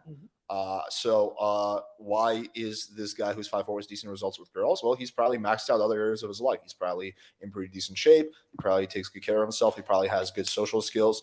I would assume that. So again, I'm not saying that if you're short, you're fucked. I'm just saying if you're short, it's going to be a lot harder for you. Cool. And didn't you say in one of your videos that you had a study that as far as what women would accept at 5'4"? For height. Yeah, for height. And wasn't it like at It was 5'4"? 10%, I think. 10%. Yeah, it was like 10% Mhm. of women, in a study said that they would date a guy who was 5'4". Although I do think there's a difference between what women will say they will date and what women will actually date. If anything, based on that argument, I would say it's Virtue used in the signal. negative favor. 10% of women would say that they would date a guy who's 5'4", But they but if wouldn't. they was actually standing in front of a guy who's 5'4", they would realize, oh, hell no, this is never going to happen. I couldn't date this guy. So I'd say the true numbers actually get squished down to more like 3 or 4%. I just see way too many Mhm. counterexamples of like short dudes with hot girls walking around Miami. Like again, now granted, typically they're either rich, they have status, So they're compensating. sure, but I think that's if you are short, you should probably compensate with maxing out other areas of your life to give yourself an advantage. Yeah, but how many guys are actually rich though? That's the reality. Very few. And so if you're Well, 5'4", the odds of you also being rich is probably pretty slim. And even that works against you because there's studies that show the taller you are, the more income and wealth potential you have because you're more likely to get promotions. People respect you more. They see you as more of a leader and so on and so forth. Sure. I can't remember the exact statistics. But it's Yeah, like, I've seen that. But again, if you're a guy who's born 5'4", you can't change your height with the exception of that surgery. Like you have two choices. You can either bitch and complain and use your height as a reason for why you're failing, or you can just acknowledge that you have a harder road to climb and max out the other areas of your life to the best of your ability. Like to me personally, the second one is like way more admirable than the first. Well, I think it also depends on culture as well. So, for example, I have he's an adult now. I think he's probably your age, Alex. But when he was young, I mentored him through a program, and he's a black guy, and but he's also like where I live, a big time drug dealer, and he's 5'4", and he has like 6 kids from 6 different women, and so because he's got the status in that community, he's able to pull a lot of women. But at the same time, I've seen some of the women he's pulled, and this guy is genetically shredded. He's one of those black guys that like never steps foot in the gym and can hit 225 for 10 reps, and he's 5'4", and he does well. But with his specific situation, first of all, the women are super low quality. And second of all, Well, he's a drug dealer. it's because he's a drug dealer, Yeah. and but he makes a lot of money doing it. But if you're living in the hood and you're making, 6 figures, you might as well be a millionaire. Yeah, I think a better analogy I would use. Are you familiar with Sonny Alvarado? That dude, the really jacked dude who's like half Filipino or whatever. Okay, so he has a very interesting story. His mom is like a 5'10" Russian girl, and his dad's a 5'3" Filipino dude. And like I've talked to him about this, and like basically what he describes, his dad like moved to America, and he like started really like getting involved in the New York social scene. So he wasn't a drug dealer. He was a normal dude who had a normal job, but he was like networking a lot. He was going to a lot of parties and clubs, and also apparently he describes it like super confident, like super alpha, just like super like charismatic. And he was able to hook this like hot 5'10" Russian girl again. Like so basically that dude, instead of being limited, he chose to like put in the extra work and compensate in other ways, which got him like a fucking hot Russian woman. Which I think like again, it's like I don't know. I just think like if I was 5'4", I would personally try to be the guy that compensates and works harder to other areas of your life, because the other alternative is just like saying you're fucked. Yeah, no, I hear what you're saying, and that actually makes sense. I'm wondering though, from a psychological, emotional point of view, if that guy ever feels kind of safe and comfortable, especially in today's market, if he's with a woman like that. Do you know what I mean? For the ability to just like we were talking about geomaxing earlier and bringing some girl over here, a 5'3" Asian guy with a hot, if she's hot, or average even Russian woman who's 5'10", the ability for her to upgrade is so easy. I would just think that would be really uncomfortable to live that way potentially. Yeah, I don't know what's going. I've never like talked to the dad personally, so I don't know what's going inside his mind.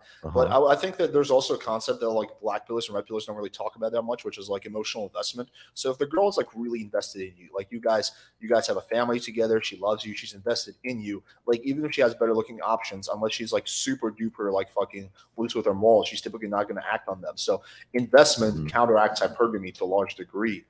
So I think that like if the chick is really invested, like then yeah, like you should probably feel more or less comfortable, especially if it's a girl who has like decent morals and ethics.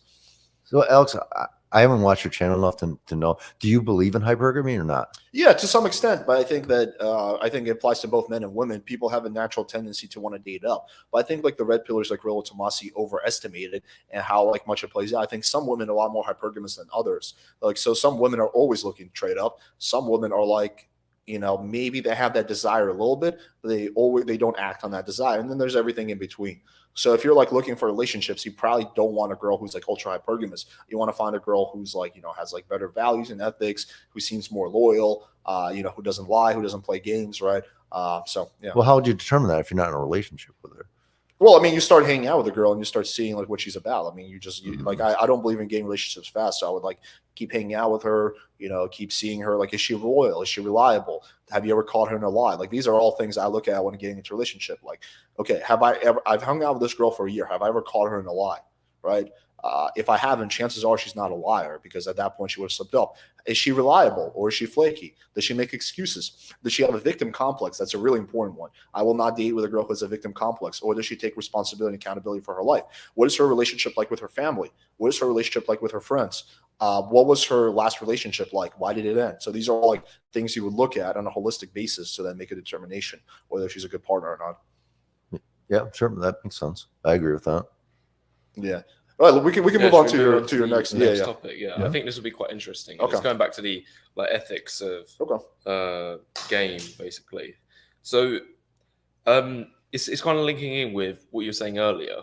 What you said in your channel previously about game isn't inherently moral or immoral. Right. That it's just a medium, basically. Right. And you're just presenting that medium to your audience, and then they can use it whichever way. Right. But I would, say generally speaking, the people that are consuming your information are using it in what I would describe an immoral way. And I don't know if you necessarily agree with that, because obviously you mentioned earlier that ethics can be subjective. But I'd like you to answer the question, and I'd also like Indian P to ask the audience as well the same question, which is like, is it okay for a man to tell a woman he wants a relationship when he only wants to hook up with her? Yeah, so that would count. And I would just to throw my estimation out there, I would say that you would believe that is immoral and guys shouldn't do it. But I would guess a good 80% of your audience would say that that is okay. I would say most of the guys would, in fact, actually, I would say it's slightly lower. I'd probably say 60% would say it's okay, but I would say 80 to 90% of guys would do it anyway. So there's a good 20 or 30% of liars who would say, oh, no, that's not good, because you're not telling the girl the truth about your intentions. That's wrong. But I guarantee you, I've seen guys do it, that they would still do that, which I believe is immoral. Yeah, I would just fundamentally disagree with that characterization. I think that it's going to be less than 20% of guys who will actually say they do it. I do think it's a higher number of guys that will do it, who will just virtue signal, but it's going to be definitely way less than 50% of guys who will do it. I think generally yeah, everyone is saying, I mean, like 80% are saying it's not okay. Serious? That's surprising. So, I think 20% it's of like people two, saying two, that two, they two, one. would do it. So one, I mean, I asked them to put 1 in the chat if they're okay with that, 2 in the chat if they're not okay with that, and I'm seeing mostly 2s. I asked for a poll. Can you do the poll on the Let me do live? that, yeah. That's what I thought you'd. Oh, sorry. Yeah, that you might get different responses Yeah, because way more people are. You've got a sample size of 5 at the moment.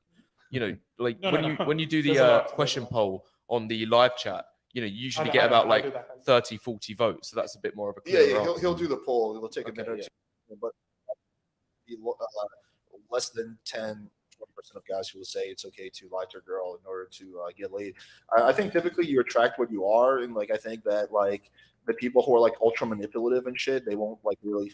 Some of them will fuck with me, but most of them will probably gravitate to someone like who we know, whose name we won't say.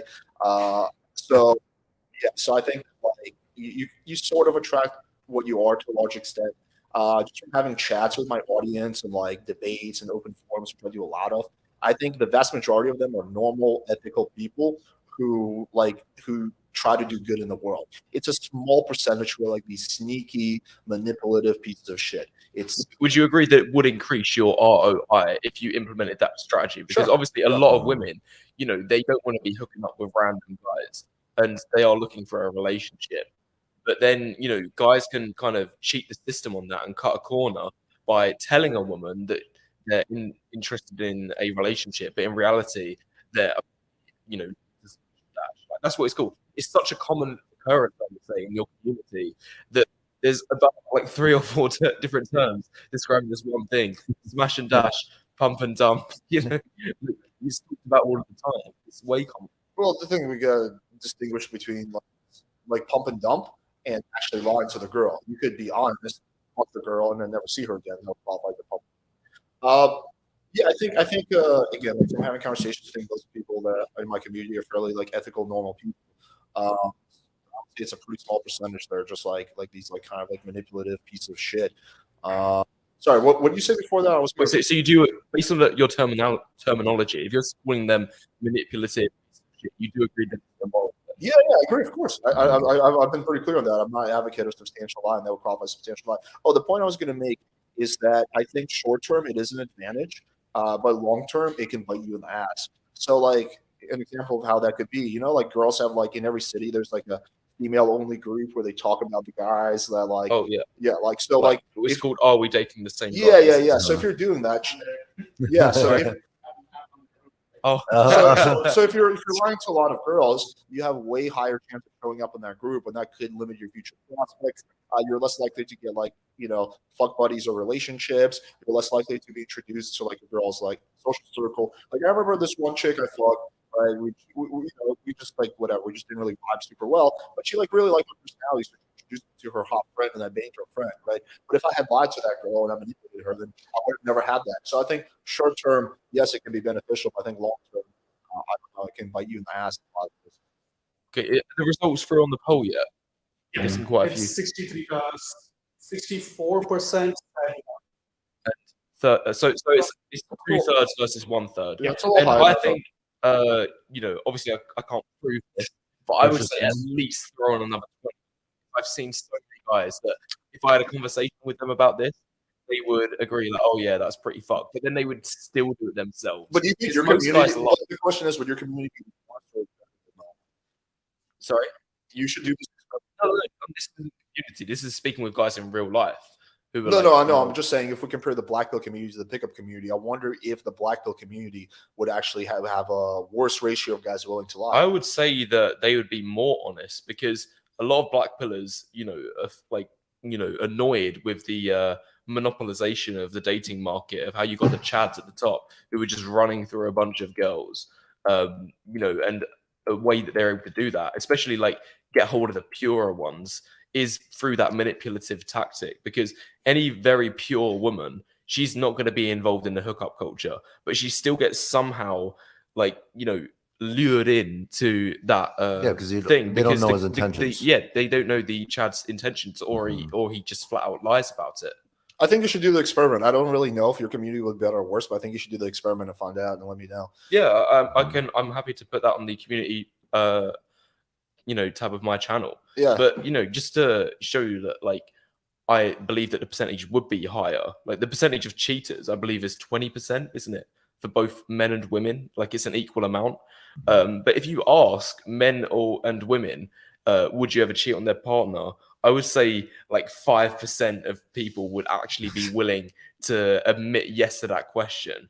So, you know, so that shows like 4 times as many people would actually do it compared with what they say. Well, I think okay. I think the implication is that there's something about game that attracts unethical people. The only way we can confirm that is if we do the same exact poll with the average population, and we see if my community is worse than the average population. We don't know. I mean, it could be worse. It could not be worse. So, in addition to doing it with your community, doing this poll with the average person and seeing what about like if you just go up to random dudes on the street, what percentage of them would be willing to do that? I don't know, but I think that's if we have that data, and it looks like the pickup community is like much more willing to lie, then we can make the claim that the pickup community is more unethical than whatever the average person. But we don't know that. Okay, either way, you know, whether the percentage is like 50%, which I believe it's probably closer to, or 33%, which, you know, was generated from the poll. Even if we take the bottom number, does that not worry you? The fact that all of the information you're putting out, you know, like several thousand views on each video, 1/3 of that is using your information unethically. They're basically making the dating market worse for everyone except themselves. No, I don't. They're only elevating their own dating potential at the expense of everyone else. It hurts other men because those other men like have less options, and the woman is less pure. So, you know, it's going to hurt her pair bonding ability, and it hurts the woman because, you know, she's going to be upset about it because she thought she was going to be getting something, I but instead understand. got something else. Do you know what I mean? I understand exactly what you mean. This goes back to the conversation we had before the podcast began. I don't believe a content creator is responsible for things that they're not saying. So I'm pretty clear about my position that I personally think it's unethical to lie to a girl to get laid. So I don't feel like I'm responsible for someone who has their own set of ethics, like misusing my information or whatever. I just in the same token, going back to, the incident we discussed, I don't feel like you have any responsibility for that at all. Like it's someone, because you don't advocate that. So someone who misused your information was just a fan of your channel. You have no But he responsibility. didn't in like that. misuse any information. Like, you know, if you commit an act like that, that's got nothing to do with the information that I'm putting out. But you're like teaching guys things. And then some of those guys are using those teachings directly in their own lives. Okay, in the Black Pill community, there's a whole bunch of people I see saying like rope a cope, you should just kill yourself, blah blah blah blah blah. But I don't think you're responsible for that unless. No, I'm not one of those people. I know you're I've not. never said that. I know So, you're not. I know you're This not. sounds like you're going down a straw man. No, I'm not. I know you're not that guy. I know that for a fact. I'm just saying that even if, because I see those people in my community, they certainly exist in your community. But just because they're in your chat, you're not responsible for that because you never make those statements. So I'm not responsible for people who watch my channel who do things that I don't advocate. Just like you're not responsible for the rope or co people because you don't advocate for that. So if we're willing to agree that you're not responsible for the rope or co people, despite the fact that some of them make it to your channel, then we should agree that I'm not responsible for the people who willing to lie to get laid because I don't advocate for that either. No, but it just sounds like you're contradicting yourself. Because if we go back It's to the the other contradiction. video that you made of how to pick up a woman who already has a boyfriend, if a guy uses that information successfully, you are partly responsible for that because you taught him how to do that. Do you know what I'm saying here? With that one video, you could potentially make that argument. That video, again, I explicitly in that video say, I don't advocate this. I don't think you should do this. So yeah, That's a good disclaimer. No, but though. yeah, it's just And it's literally a what- cop out. It's a cop out well, because I can make a literally, video what am I how to even- make a bomb and how to blow up a building, and I can say, "Oh, don't blow up the building, though, guys. You know, it's really bad. You'll end up in jail." You know, I could say that disclaimer, but it doesn't detract from the fact that I've still given somebody the information of how to blow up a building. Okay, what if we take that video aside? Let's pretend that video never existed. Why? Why are you saying this? Because You I wanna- can't I wanna- just put it aside. No, I'm not. I'm going to acknowledge it, but I want to do a thought experiment. Let's just pretend that video doesn't exist. If that video didn't exist, then would you then say that I'm irresponsible? I think you would have more of a convincing argument, but I think still based on the fact that a third of your audience is using your information, your like direct teachings in an unethical manner. Something But if you would argue is but if a unethical. third of your audience is saying rope or cope, are you responsible for that? Well, no, because I've never said rope or cope on my channel, have I? And I've never said that you should manipulate girls or lie to them. No, but you've given them teachings that they are going to directly use in their, approaching of women, and they are using that information unethically. Do you know what I'm saying? Right. They could be using the black pill unethically too. Yeah, but how? What's an example of that? How can you use the Like they black pill? could be coming to the conclusion that like, oh well, I'm not a giga chad, therefore that I'm fucked. Therefore, But rope I've or not cope. said that. Like, I understand haven't that. said any of I that. know you haven't said that, and I haven't said that you should lie. So I just don't understand why you're willing to be charitable to yourself, but you're not willing to be charitable to me. Either we're both guilty, or neither one of us is guilty. Well, no, but one of because us yours can't is be guilty. direct, mine is indirect. That's the difference. Like if somebody reaches some conclusions that I've not stated, such as if you're not a giga chad, then you might as well give up. Well, on it. you're If someone's reached that. That's their own choice. Your channel talks about the importance of looks. Yes, I do. You facilitate a free discussion. I'm assuming you don't ban people who say rope or cope. I don't ban them. No, Okay. no. That's Do people um, actually just say that they're on your no. comments? I think I haven't seen that. YouTube automatically removes comments that are like if they've got words like if you say suicide, I think your comment automatically Yeah, gets, but people are smart enough. They don't say suicide. They typically say rope or cope, or they say self deletion. Like Yeah. people have caught on to that. People aren't that dumb. okay. Okay, Mhm. so you don't ban those people. You teach primarily looks. Is it that much of a stretch to think, well, oh geez, okay, well, looks are the most important things. I'm not a good looking guy. And then there's this dude in the chat who's saying rope or cope, right? He's part of the audience. He hasn't been banned, so maybe I should adopt his ideals, right? Is it a massive stretch to come to that conclusion? No. Like, so I don't see how you can completely remove all responsibility for you, but then put the responsibility on me. Either we're both guilty or not. We're not guilty. I don't advocate people lie to get laid. You don't advocate rope or cope. I'm not seeing the fundamental difference. Okay, I'm willing to concede a little bit of ground here. Like, I do see kind of what you're saying, and yes, we are both guilty. I would say you're a little bit more guilty still in this situation, but I think we've both had an opportunity to explain our point of view here. What I want to go back to is the video. I think that neither you one of put us aside. is guilty. No, but you put the other video aside. I want to bring that back now because I think that is conclusive evidence that you've promoted something that you deem yourself as unethical, and the fact you put this disclaimer doesn't detract away from that at all. Yeah, maybe that video, maybe I shouldn't have made that video. Maybe that video was in poor taste. Again, my judgment when making that video is like a question that I just get repeatedly asked, and I was like so fucking tired of like manually answering the question that I just want to literally just address that. But you could make an argument that maybe I shouldn't have made that video, that it was unethical for me to make that video. Sure, but that video is a tiny percentage of my channel. That is not like the average video on my channel. That is literally one video out of thousands. Mhm. But yeah, I'll be willing to concede that you can make the argument that it was unethical for me to even make the video in the first place. Okay, yeah, I'm happy that you've reached the same conclusion as me then on this topic. 'Cause Right, but I just I've always think wanted to ask. I'm When I wondering- first saw that video, like I Yeah. did, think, okay, that's a bit unethical. yeah, I think you can make that argument, sure, and I'm willing to like kind of agree to that, sure, potentially. But I think that if we gotta keep in mind that that's not what most of my content is. That is a one video out of 1,000. So if we take that video aside, I think I'm not guilty and you're not guilty.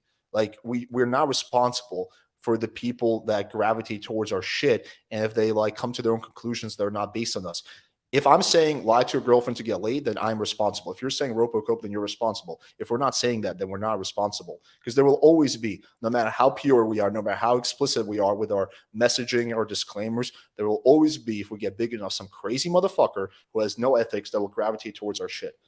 So the only thing we can do is start banning people who who say negative things, but then we get into like a weird free speech territory, which I think neither one of us wants to go into, right? I've played around with the idea, like in my head, like, okay, I can make my community so much more positive if I just ban all the people who are like ultra negative and shit. But then like it's like my desire for free speech overrides that. But I think both of us could make our both could have a better impact on our community if we start banning all the negative people who are spreading bad ideas, right? But neither one of us wants to do that. Yeah, I agree with everything. It's a paradox that we're in. Yeah, I agree with everything you said there. Yeah.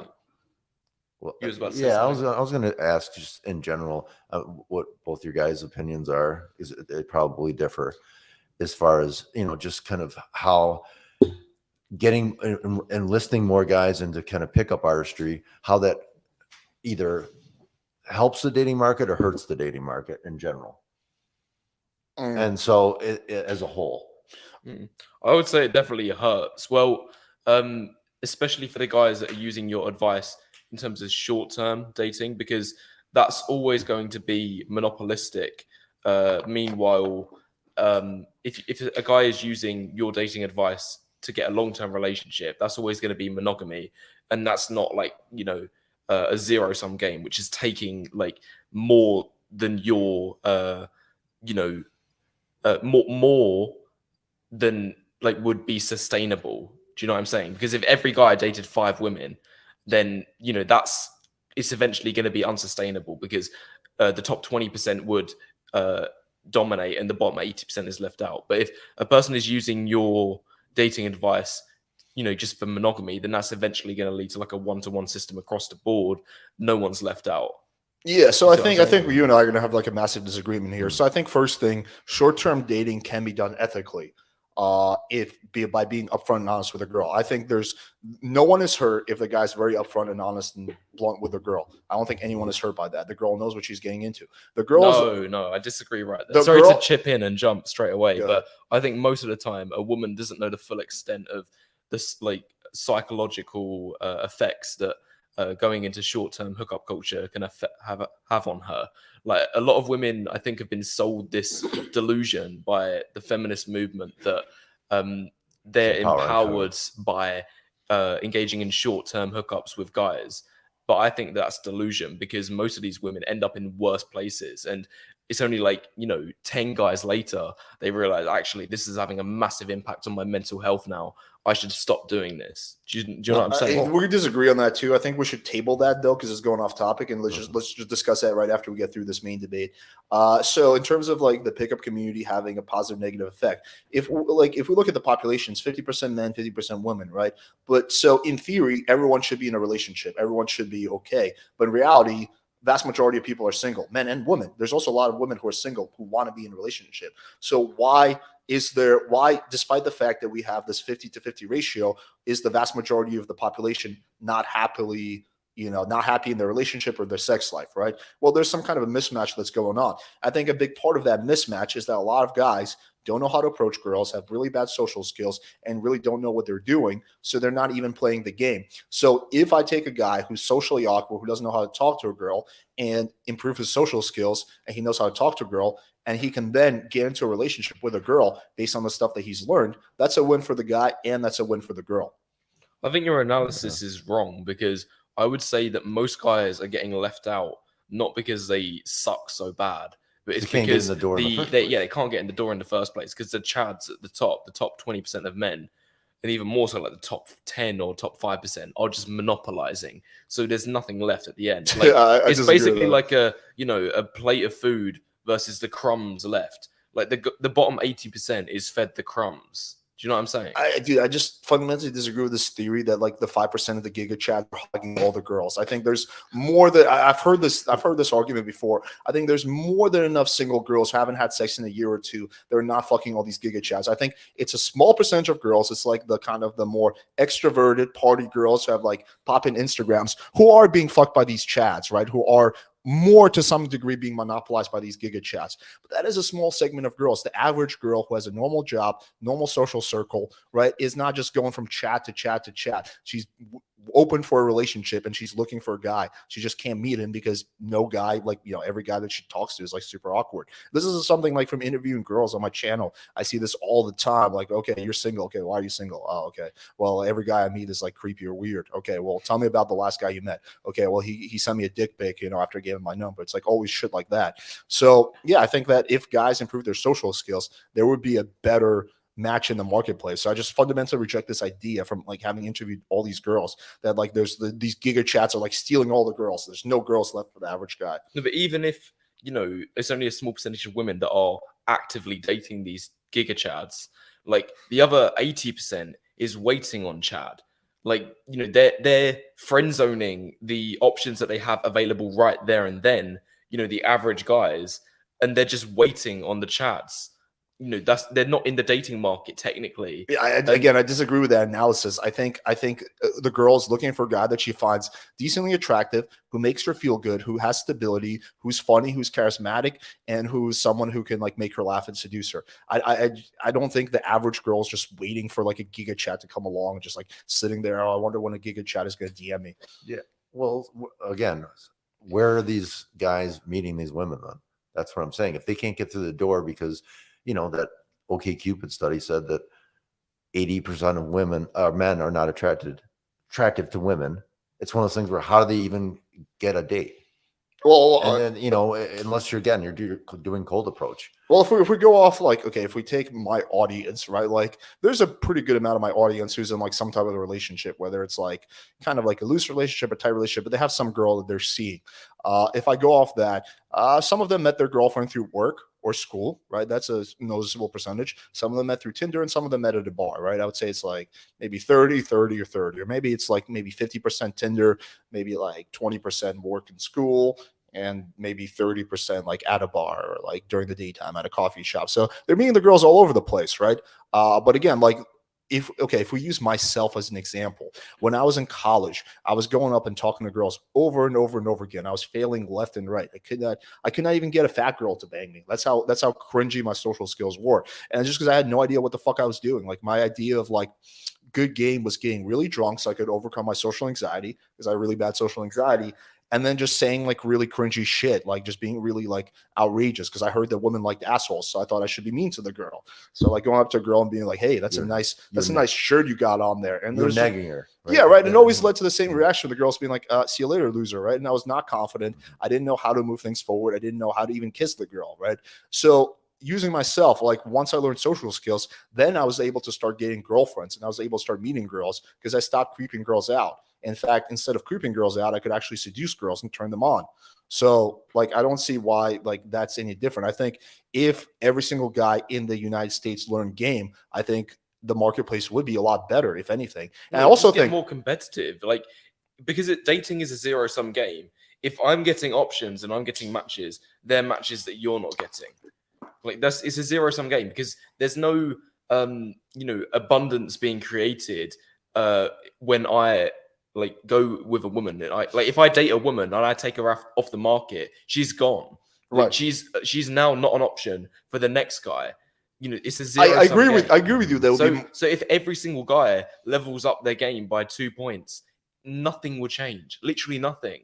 The same guys at the top would still be at the top. The guys that are in the middle would still be in the middle, and the guys at the bottom would still be at the bottom because it's a zero-sum game. Okay, I agree and disagree with you. I agree with you that it would be more competitive, but I disagree with you that nothing would change. I think a lot of these guys, their social skills are not even getting them their foot in the door. So I think that if every guy like developed good social skills, there would be a lot more people in relationships. But I agree, for someone like me to have a lot of casual sex would be harder. No, but what happens? It just becomes the new norm. Like I still stand by my point because when everybody elevates, it just becomes the new norm. Like you might not know this, but the average height, for soldiers during World War I, I think was like 5'5". 5'5".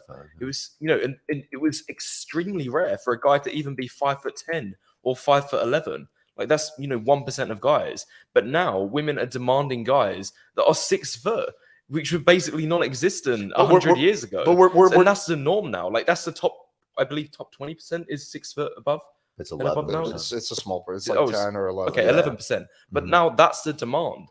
So many women have this standard. Yes. When 100 years ago, that would have been ludicrous. She would have been waiting forever. Yeah. Okay, I see the point you're trying to make, but remember how we're discussing barriers to entry and like thresholds earlier? There's so many women who want to be in a relationship who are not in a relationship, and you always ask them why, and they say, "I just haven't been able to meet a guy." Okay, why? I'm sure you're a pretty girl. I'm sure you get approached. Tell me about the last guy who approached you. And it's always like a really cringe story. Well, he was like hollering at the side of the street. He was like, "Yo, ma, I want to smash that ass." It's like, okay, like that guy's like not playing the game. So like there's so many girls who want to date a guy, who want to be in a relationship, who want to be taken off the market, but no guy is able to basically like cross the threshold of the barrier to entry when it comes to social skills, because most of the guys who approach them are creeping them out. And I've seen this, like we did an experiment where we like put a microphone on my girlfriend and we put her in the bar, right? And just we wanted to see how many guys would approach her and what their game would be like. And the results were like not surprising. Like most of the guys had like below average social skills. Like it wasn't like these charming dudes who were like fucking had good game. It was mostly like dudes who were like kind of like weird. They were like, "Hey, what's up? Can I buy you a drink?" "Okay, cool. I'm going to an after party afterwards. You want to come with me?" They couldn't banter. They couldn't flirt. They couldn't like, build sexual tension or anything like that. So, sorry, what? Oh yeah, you want us to move? No, it's Rhaegar? fine. No. Are you really afraid of dogs? I'm not a huge fan of dogs. No, Yeah, wow, I really that's don't. No. fascinating. He's very sweet. But, yeah. He's like the cutest dog ever. But yeah, Yes. so going back to the discussion. So I think that a lot more guys would cross the barrier to entry, and a lot more girls, instead of being involuntary single, would actually be in relationships. Especially try to look at it from a girl's perspective. Like most girls don't approach dating the way guys do, which is in a very strategic, volume-oriented way, where it's like, okay, we have to open like 50 girls to get one date. In order to get one date, we're going to get like blah blah blah. Most girls are just like they want it to be very easy. They want the guy to approach them, to seduce them. They want the guy to be charming. They want the guy to be confident. They want the guy to make plans. They're not approaching in a very methodic, strategic way. They're just kind of going with their feels, and they're like going through life. And then like they have one or two dates with awkward dudes, and then they just like get discouraged and they like quit Tinder. Versus for a guy, if we have one or two bad dates, we're probably not going to quit Tinder. We're just going to try harder, readjust our strategy. So I think like a lot of those girls are like being single, not by choice. But do you agree that every woman has options? Yeah, of course. Have you heard of the flavors of jam study? Well, I don't know No. if that's exactly what it's called, but Yeah. there was this study where they asked people which flavor of jam they would pick. And in one of the groups, there was only presented with 3 options, like a strawberry flavor, a raspberry flavor, and like blueberry flavor or whatever. And then in the other group, they was presented 30 different flavors. And they actually found that when the options went up, it made the decision-making process 10 times harder. It's called Right. the paradox of choice, because people Yeah. think like, the more options there is, because people know what they want. No, I agree with they're you on going to that. be, like they're going to straight away You pick out get the decision option. fatigue. Yeah, Yeah. decision Yeah. fatigue. Yeah. And this is what I think women have, and it's only exploded now because of online dating. That when women first go onto a dating app on the first day, you've shown the Tinder experiment yourself. They get 500,000 matches. It's like it says 99 plus within the first hour, Right. and they just get flooded with these options. Analysis paralysis ensues, Sure. and then they don't want to date any of them. They just reject all of the guys. Sure. So I think you're pretty close, but I think what happens is the girl decides to go with her gut and try out a few of those guys. And then if she has a bad experience, then she just comes to the conclusion that all guys suck. I've had like 2 female clients in like my whole career. Both of them were like, one of them was average, one of them was above average, right? They both had thousands of Tinder matches, and they both said to me, "I can't meet a guy. There's no guys." So I'm like, "Well, we just look at your Tinder. You have thousands of matches. Like, how do you explain that?" And they're like, "Yeah, but like, I don't know. I went out with this guy a week ago and he sucked. So I don't really want to like waste my time again." That's typically what it is. But so if that guy didn't suck, then like she could be potentially in a relationship. So I agree with you. But typically, if a girl is serious about a relationship, she at least gives a few guys a shot. And then if all of those guys suck, which a lot of guys do suck, then she comes to the decision that all guys suck, which is an erroneous conclusion on her part. But it's just kind of how girls are. Yeah, and that's how it is, because women make their decision based on emotions, while men make their decision based on logic. Well, that I saw this other study that showed like the amount of options men and women have, like how it increases, then how many of them they would consider to date. And for women, it was like this plateauing effect that like once they have, it doesn't matter if they have 10, 20 or 100 options, they're only going to like pick the top, like, 10% of those. Meanwhile, for men, like the options that they have, they would just go through all of them because it's their dating strategy. Like they're gonna continue to date more and more and more. Like the more options. I that they understand have. what you're saying. Do you know what I mean? Is it Yeah, I like know if a guy exactly. has 50 options all queuing up for him, to get laid by him, he's probably going to go through all 50 of them because that's in his dating strategy. He wants as much abundance as possible. Right, I agree. Men and Variation. women have different dating strategies. But again, we agreed that chick who even has 1,000 matches will probably give a few of those guys a shot. So if those few guys that she gives a shot had good social skills and were able to seduce her, then she would be off the market, right? But because those guys sucked, she just came to the conclusion that all guys suck, and now she's still single. So going back to the initial argument, I do think that the dating market, like there would be more people in relationships if guys on average had better social skills. But I do also at the same time think it would be harder for someone like me to bang a bunch of new chicks if every guy had better social skills. But how do you know that the standards wouldn't just increase simultaneously, like when every single guy gets his social skills elevated? So like what is normal, now? Like, if a woman's threshold is this at the moment and 80% of the guys are below this threshold, then when the 80% of guys like goes from this to this, how do you know that the new threshold won't just go straight up to there, if you know what I'm saying? Yeah, I know what you're saying. I think that could work some more with looks, but I think Well, that's what's happened with height, hasn't it? That's right, I've but showed the I study. think personality is a little bit different. I think what happens is there's like things that are just like a massive turnoffs for girls. If the guy's like too direct, he's too crass, he's lacks manners, he lacks confidence, he doubts himself, he doesn't lead. Like, these are all turnoffs for girls. If you can remove every single one of those turnoffs, then I think that you actually have a legitimate shot with a girl. I don't think a girl is going to be like on a date with a guy and she's like, yeah, this guy's charming, he's confident, he's charismatic. I fuck with his aesthetic, but there could be a guy who has even better social skills. So I think I'm going to hold off on this guy. I think it's like when enough check boxes are met, the girl's like, all right, whatever, let's fucking do this. I don't think it's well, let me see, let me see what else, that Morgan has to offer. I think some girls would do that, but I think a lot of girls, okay, he meets all my check boxes. He's decent looking, he's stable, he's confident, he's charismatic. Like, let's see what happens. And she just goes with it. And I would say I would agree with you if this was 30 years ago.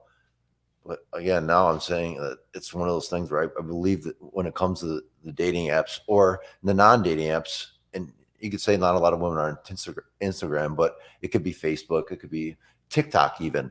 It's one of those things where they're going to get an abundance, and how they're going to funnel it down is by looks to get in the door. That's my belief.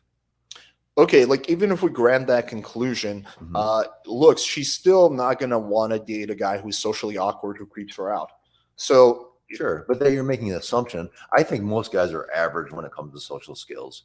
I would say it's a small minority who are cringy and say all those things like you were discussing before. I would say most guys are probably average, and then there's guys maybe like you or an MP that have great game, for example. I think that's a small minority as well. So I think it's probably like pretty much of a bell curve. I think there's some guys that have great game. It's a small percentage. Guys who have terrible game, but I think most people are just kind of in the middle. So what's gonna I don't think most people are in the middle. I think from what I've seen and observed and like all the experiments I've done, I think most guys have below average game.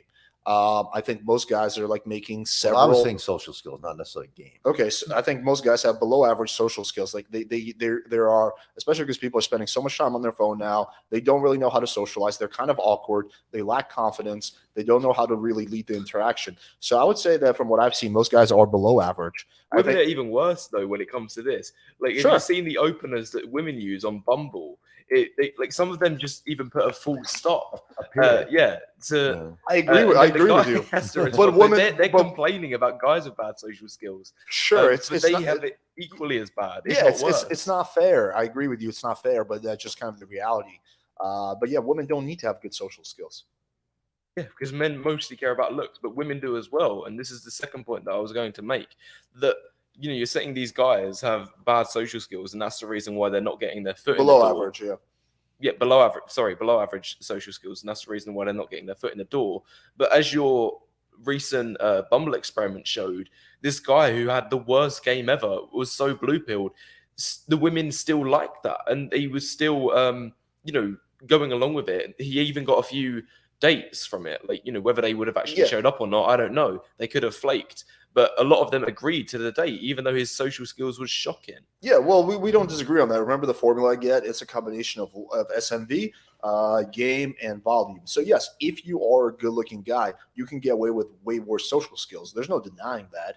But we're talking about the average guy right now, and the average guy is probably average-looking, right? And the average guy cannot get away with really cringy game because he's not really good-looking. So I fully acknowledge. But if that guy who was really good looking also had really good social skills, he would do even better than he did with bad social skills. But yeah, you get pretty privilege. Sure, Yeah, right? he would get better results. Yeah, So there's I pretty agree with that. there's pretty Everyone privilege. would Yeah. agree with that. But your entire argument is on the basis of you're listening to what women say, and you're not seeing the wood for the trees here, because 9 times out of 10, when I've heard a woman describe a guy that she's called creepy or he was weird, there was something not right about him, his social skills had nothing to do with it. And it was more that she just didn't find him attractive. Because more often than not, if a Giga Chad was saying the exact same things, she would have loved it and she wouldn't have blinked an eye.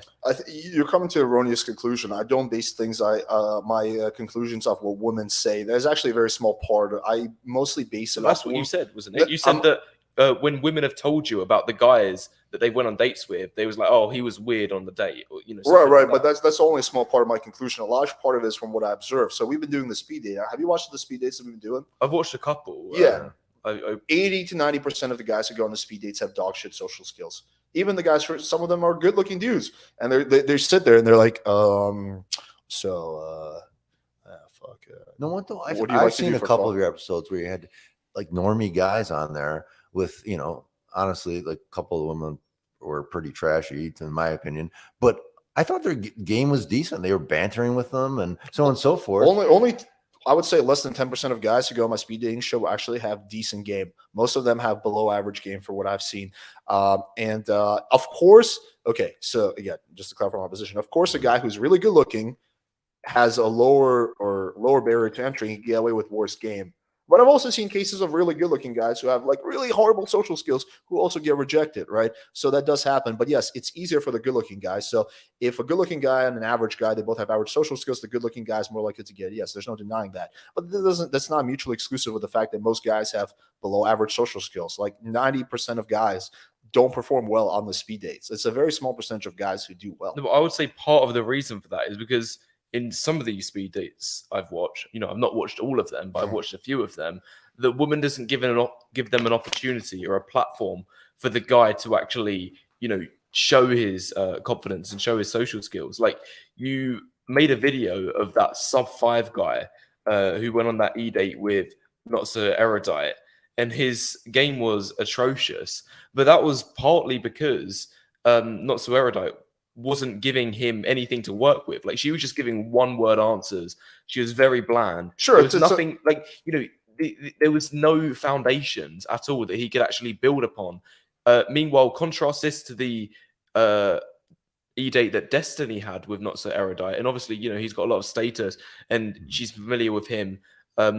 Within the first 20 seconds of the e-date, Not So Erudite said something that right away gave Destiny a hoop to jump into, and then he could build from that because the calm had already settled in there, and he could basically. My underlying point is that you can't talk to a brick wall. You can't have good game with a brick wall. Sure. I agree with you on that. And again, I don't know if we're really disagreeing on much, because I agree that not everyone has the same starting point, and some guys have to work a lot harder than others. And for some guys with a certain percentage of girl, there's really nothing they can say because the girl has automatically dismissed them. But I've seen too many cases of guys who have the same level of two guys who have the same level of looks, and one of them is getting yeses 3/4 of the time, and one of them is getting no's every single time. And it's their looks are the same, their race is the same, everything is the same. What's the only thing that's different? Well, the guy who's getting yes 3/4 of the time is he has a really good game and he's really charismatic and confident. And the guy who's getting no every single time. So I've just seen too many cases of that to dismiss the importance of social skills. But yeah, of course, a good-looking guy, there's pretty privilege, and a good-looking guy will have an easier starting point. But that's not exclusive to the fact that 90% of the guys are really awkward. They run out of things to say. or they talk about boring topics, or they ramble on, or they don't know how to lead. It's just like it's a combination of like shit. Like it's a very small percentage of guys who do the speed dates who actually have solid game. Alex, do you think Destiny has a good game? I think his game is like his game is like a little bit above average, but I wouldn't say it's good. Okay, because I had him on my podcast, and we spoke about that at a time period he lived in California, and he wanted to try to meet women without using his status at all, and so he went on dating apps and he didn't put any socials in there and things like that, and he just failed miserably. And he also said he would have no idea where to meet women or to connect with women if it wasn't for him getting DM'd all the time because he has 600K followers. Yeah, well, Destiny is also a guy who has admitted to never done cold approach, so he's only like doing online and like like social circles, like not even social circle, like status type of shit. He's never approached a girl in real life. But yeah, I would say Destiny is like an average looking dude who's like fairly witty and charismatic, but I think he's like maybe a little bit above average, but he's not good. There's guys way better than him for sure. Mm-hmm. I guess my whole point was that he was essentially saying, if I didn't have the status, I would be in real trouble, even with the fact that this is a really intelligent guy. You know him. He said, well, intelligence makes no difference in the dating marketplace. Intelligence doesn't help you in any. No, but it helps with game, though. I would say intelligent people usually have better game and better ability to learn game quicker. Like the dumbest people I know. The dumbest people I know, like, their game is automatically stunted because they're low IQ. Like, they just like talk to girls with this hanging face, like, really disinterested, and it's just a massive turnoff. And it is grounded mostly in their intelligence. I personally haven't seen any correlation between intelligence and game. I've just seen too many smart clients who suffer, and too many I think if you're really dumb, that's one thing. But if you're just like, most people aren't really dumb, they're just like a little bit lower on the IQ. And I've seen a lot of those like a little bit lower on the IQ guys who like intuitive, like naturally do well. So I don't know. I personally haven't observed any correlation there. Just like judging, like I just know so many, because a lot of the guys who are smart, they overthink shit and they're like in their head, versus for the dumb guys, it's like a lot easier to get like into a flow state. But then the smart guys have an easier time absorbing information. Pros and cons. I don't have a strong position. A lot of the lower IQ guys aren't self-aware, and they don't realize when they're getting rejected, and they carry on barking up the wrong tree when they shouldn't be. When an intelligent guy who is doing a bit more of this analyzing would realize, okay, it's finished now. I should take my chances with another girl who, would give me another opportunity. I think, okay, we got to distinguish between social intelligence and book intelligence. I think, social intelligence for sure, like the people who are just like very socially intelligent, but book intelligence, I've just seen so many book intelligent guys who are like fucking like doctors or something like that, who just like can't pick up on basic social cues for the life of them. So I don't know. Well, there's a difference between IQ and EQ, essentially what you're saying. Yeah, I think emotional intelligence sure plays a role. I don't know. I don't have a strong position on this. I could be persuaded if I see some evidence that there's a correlation there, but I haven't personally seen that from like all the people I've coached. Well, Alex, I would argue that with you yourself, that you are a very intelligent man, and that helps you with your game. Sure, but I've been intelligent. Like, I don't think my intelligence has ever, like, I've always been smart. Like, your intelligence is pretty fixed at birth. But when you were striking out, you were a kid.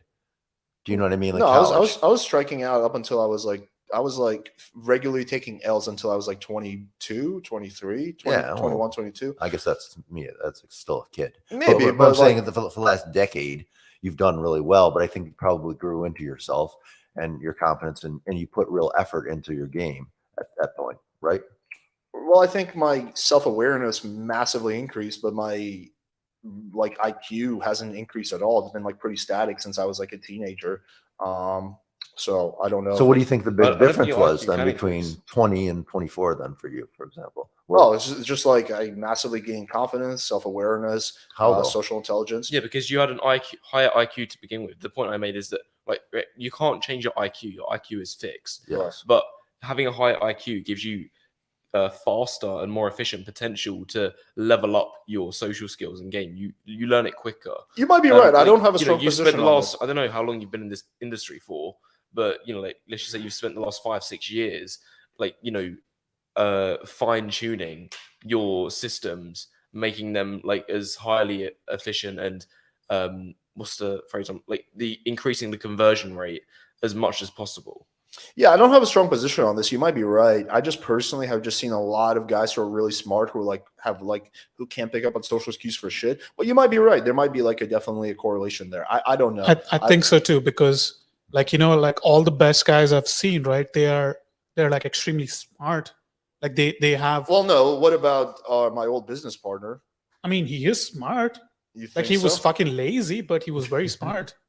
He was lazy and I fat. think he's but like he was- average intelligence at best. No, he had like he just had really high social intelligence. he but- had a lot of social intelligence, but like he was like good at like a lot of other things too. Like Was he? yeah, when I was living with him, I could see those things. Like he was good at like I guess like analytical stuff and stuff. Like I saw him like we would even play chess, we would even play games. Like he was pretty solid at Really? picking up Okay. these My things. observation was different. We were like business partners. That Yeah, I mean you like he was struggled just to, straight like- up lazy with you. But like I think with if you have good intelligence, it can be converted to social intelligence, but you really need to like put a conscious effort. If not, then you will stay nerdy and you will stay socially unintelligent because you didn't really put any kind of effort into trying to learn that. I think if you're intelligent, you can pick it up easier than a guy who's not as smart. You guys Yeah. might be right. Yeah, I don't have a strong position on this. I don't know. I'm not sure, honestly. Okay, well, should we move into another topic? Yeah, I've already sure. done all of the topics Yeah, that Mhm. I had on my phone. Okay, let's just do some. We've been going for 2 hours. Let's do some Q&A of what like the audience has. How many live viewers do we have right now? 363. Oh, nice. All right. Yeah, it went up to See, like What's 395. your regular like live? 200 maybe. Okay. So, yeah. it's nearly double. Yeah, your It's a- fucking it's a popular movie. name. Yeah. We got a I mean, celebrity there's- in the there's house. so Is much. there, like, Another a battle Alex. going on in the comment section.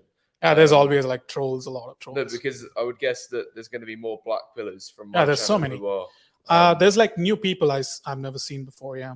oh, okay. Okay. There's like it's hard to pick questions. That's for sure. Okay. Why is it so hard to meet women if they are over half the population? The dating market is too manipulated. I think that was a question for you. Why is it hard to meet? meet women? Well, I think like, yeah, it's just like a weird paradox because they are half the population. But I think that big part of it is access. I think a lot of women just automatically dismiss every single guy who DMs them. So you don't really, and they're not really going to bars or clubs, so you don't really have access to them. They're mostly just like they want to meet a guy through like their social circle or something like that. So if you're not in their social circle, you don't have access to them. I think that's part of it. I think also the more guys chase, the more women like pull back. So I often like talked about how if I could get every guy in Miami in a group chat and for a month we all agree we're not going to give girls any attention, we could like reset things and girls would be like a lot more like open to shit. So yeah, I think it's a combination of things. I think it's a lack of access and the fact that guys chase so hard that women play like really pull back. The more guys chase, the more women pull back. So yeah, if all guys like really minimize their simping and chasing, women would have to engage a lot more. But Yeah, I would say Yeah. that another big reason is that most men's dating strategy is active. Meanwhile, most women's dating strategy is passive. yeah, Like women, Yep. women don't go well. Even just in terms of sheer numbers, if you go to a nightclub, a good ratio would be if there's 2 men for every 1 woman. That's what I've seen as a good. What? Yeah, no, good ratio is 2 women for every man. Yeah. No, No, a good ratio is in like what he's would be. saying he's saying what's realistic. Yeah, like isn't a good realistic ratio because I've been to other nightclubs where the ratio is more like 4 men for every 1 woman or 5 men for every 1 woman. I've never seen ever a situation where there's more women, like a female surplus in a nightclub. Oh, That there's doesn't so many happen. places like that in Miami. Okay, yeah, but that might Do they get be in more free? Is that what the exclusive, or difference is? there might be like higher entry fees. or Yeah, something well, like that. It's like typically- ladies' night or something. Yeah. Yeah, typically they like do well, like because yeah, like if you have like no barrier to entry, then typically dudes will gravitate. So typically, Yeah, that's what I'm alluding Yeah, to. so- That's so where right, they- most people live in these kind of places, like the local nightclub in their town. Right. So they typically will have like a whatever, like a cover fee, or you have to bring a girl to get in, like this place Socialista, right? Like there's no cover, but you have to be with a girl to get in. That's how they keep the ratio good. But like at that place, it's like the ratio is favorable. It's more women than men. So yeah, they employ these strategies, these barriers to entry to keep the ratio high. I mean, I think it's like pretty doable. Like you can just like fucking meet a girl on the street and like just be like, hey, you want to come to this place and just like get her there. But yeah, like most guys are not doing that. But I think like the average place, like it also depends on what time you go. Like 2 a.m., it's going to be a sausage fest. If you go at like 8 p.m. to like your average lounge in Miami, it'll be like 50-50. I think timing is also a big one, but if you go out like much later, yeah, like the later on in the night it goes, the more of a sausage fest it becomes. That's something I've noticed. Yeah. Is Wheat Waffles dating a lady right now? Yes. Okay. I can confirm that too. I know her. She's great. Playing with fire. What does Waffles want to bridge to his audience in terms of dating advice? Well, I think It's that's like a more a question summation. for- That's a question for me. Yeah. No, No, but like, oh no, I think he was like mentioning playing with fire, but then like still asking you a question. Yeah. I just want to give guys the most realistic outlook and analysis of the dating market and how like the whole sort of paradigms are playing out today, you know, and how it's changing, where it's likely to be heading in the future, how it's shifted in the last 10 years, and yeah, basically the direction we're heading. Like, I don't want to sell guys something that's unrealistic. And no matter how harsh the truths may be, I'm still willing to say them on my channel. Okay. How much would you rate Alex? we We already did had once. that video. I think they just was wanna- it 5 or yeah, 5.5? I can't something like remember that. exactly. But his system is out of 8, so if we do that out of 10, that becomes like a low 6, which I would agree with. I would say I'm like a 6-ish something. 6.6. Yep. 6.6 out of Yeah, the 10. Blackpool system is always out of 8. I don't Don't understand ask why me the fuck why. they did that. I didn't. Makes no sense at all. Yeah. It's, Well, the it just theory kind of is- breaks it down to theory three is tiers that, of men, right? like 8, 9, and 10 all kind of mean the same thing. You know, like there's not really much distinction. And And that's same with like a 1 and a 2. Like if you give someone a rating of a 1, or if you give someone a rating of a 2, there's no there's no difference. ambiguity there. You're saying that they're very unattractive. I would say Do you know the what I'm 3, saying? right? Yeah, It's like the same 3 is thing. basically the same as Yeah. well. So it's like kind of a 3 is like 3, 2, and 1. I just Yeah, think and it gets 8 is- confusing for someone who's not familiar with the fact that it's out of 8. Like I wouldn't know that. So if you don't know that, then you think like if someone, okay, if you rate me a 5 and I don't know that your system is out of 8, then I think oh wow, I'm very average. But if I know it's out of 8, I'm like, okay, I'm slightly above average. Right, let me put it this way, Alex. Would you bang a 3? Would I bang a 3? No. Would you bang a 2? No. Would you bang a 1? No. So it's all the same. But would you bang an 8? Yeah. Would you bang a 9? Yeah. Would you bang a 10? Yeah. So it's all the same. Like, you know, what's the point of having those 3 numbers on either end? It's all, and it's only when you get to like 4, 5, 6, 7, that's when it's in the maybe category. Then why don't like just have a 0 to 1? Like why not? But just a binary scale. Well, you know? Some people have said about that system. Yeah. Like would girls bang you 0? I mean, would girls not bang you 0? Would girls bang you 1? So, Yeah. okay. Yeah. Well, I think, but that's how guys work because guys look at that. It's pass or fail. But I think your video with one of your best ones was the 3 tiers of men. Oh, yeah. Because that breaks it down to okay, Chad and sub 5 essentially get the opposite treatments, where the most flexible position is being in the normie range, Yeah. and that's where game can come in, and that's Yeah, where I of agree course. with Yeah, that. because Chads get a lot of free rides. Yeah, I But don't think Chad's normies need will much. need other things such as status, status, game, and But I think even chats can make their life easier by having like decent game. Of course, yeah, yeah, it's going to increase the rate of return, but they're still going to get like free rides occasionally. The Chad, they're going to get Sure. slip ups are going to be more allowed. Like Sure. if you're a Chad and you mess up, you know, in one way or another, or you're missing a box that's unticked. Like let's say that you're really poor as a Chad, some women are still going to go with you because they're going to look past that. But normies can't get away with that kind of stuff. You're right, but I think like if you're a Chad, like your life would be easier if you're like, okay, every night I go out, I can pull a chick versus like sometimes I get lucky, sometimes I don't. Like I think the former just it seems like a better. But yeah, I think everyone. Yeah, okay, I see the point you're trying to make. Mhm. Okay. Let's do like one or two more.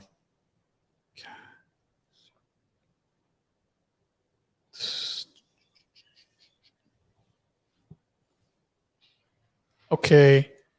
Ask Wheat and Alex what they think is a dating consensus. Are Chads fucking or dating sub 5 women?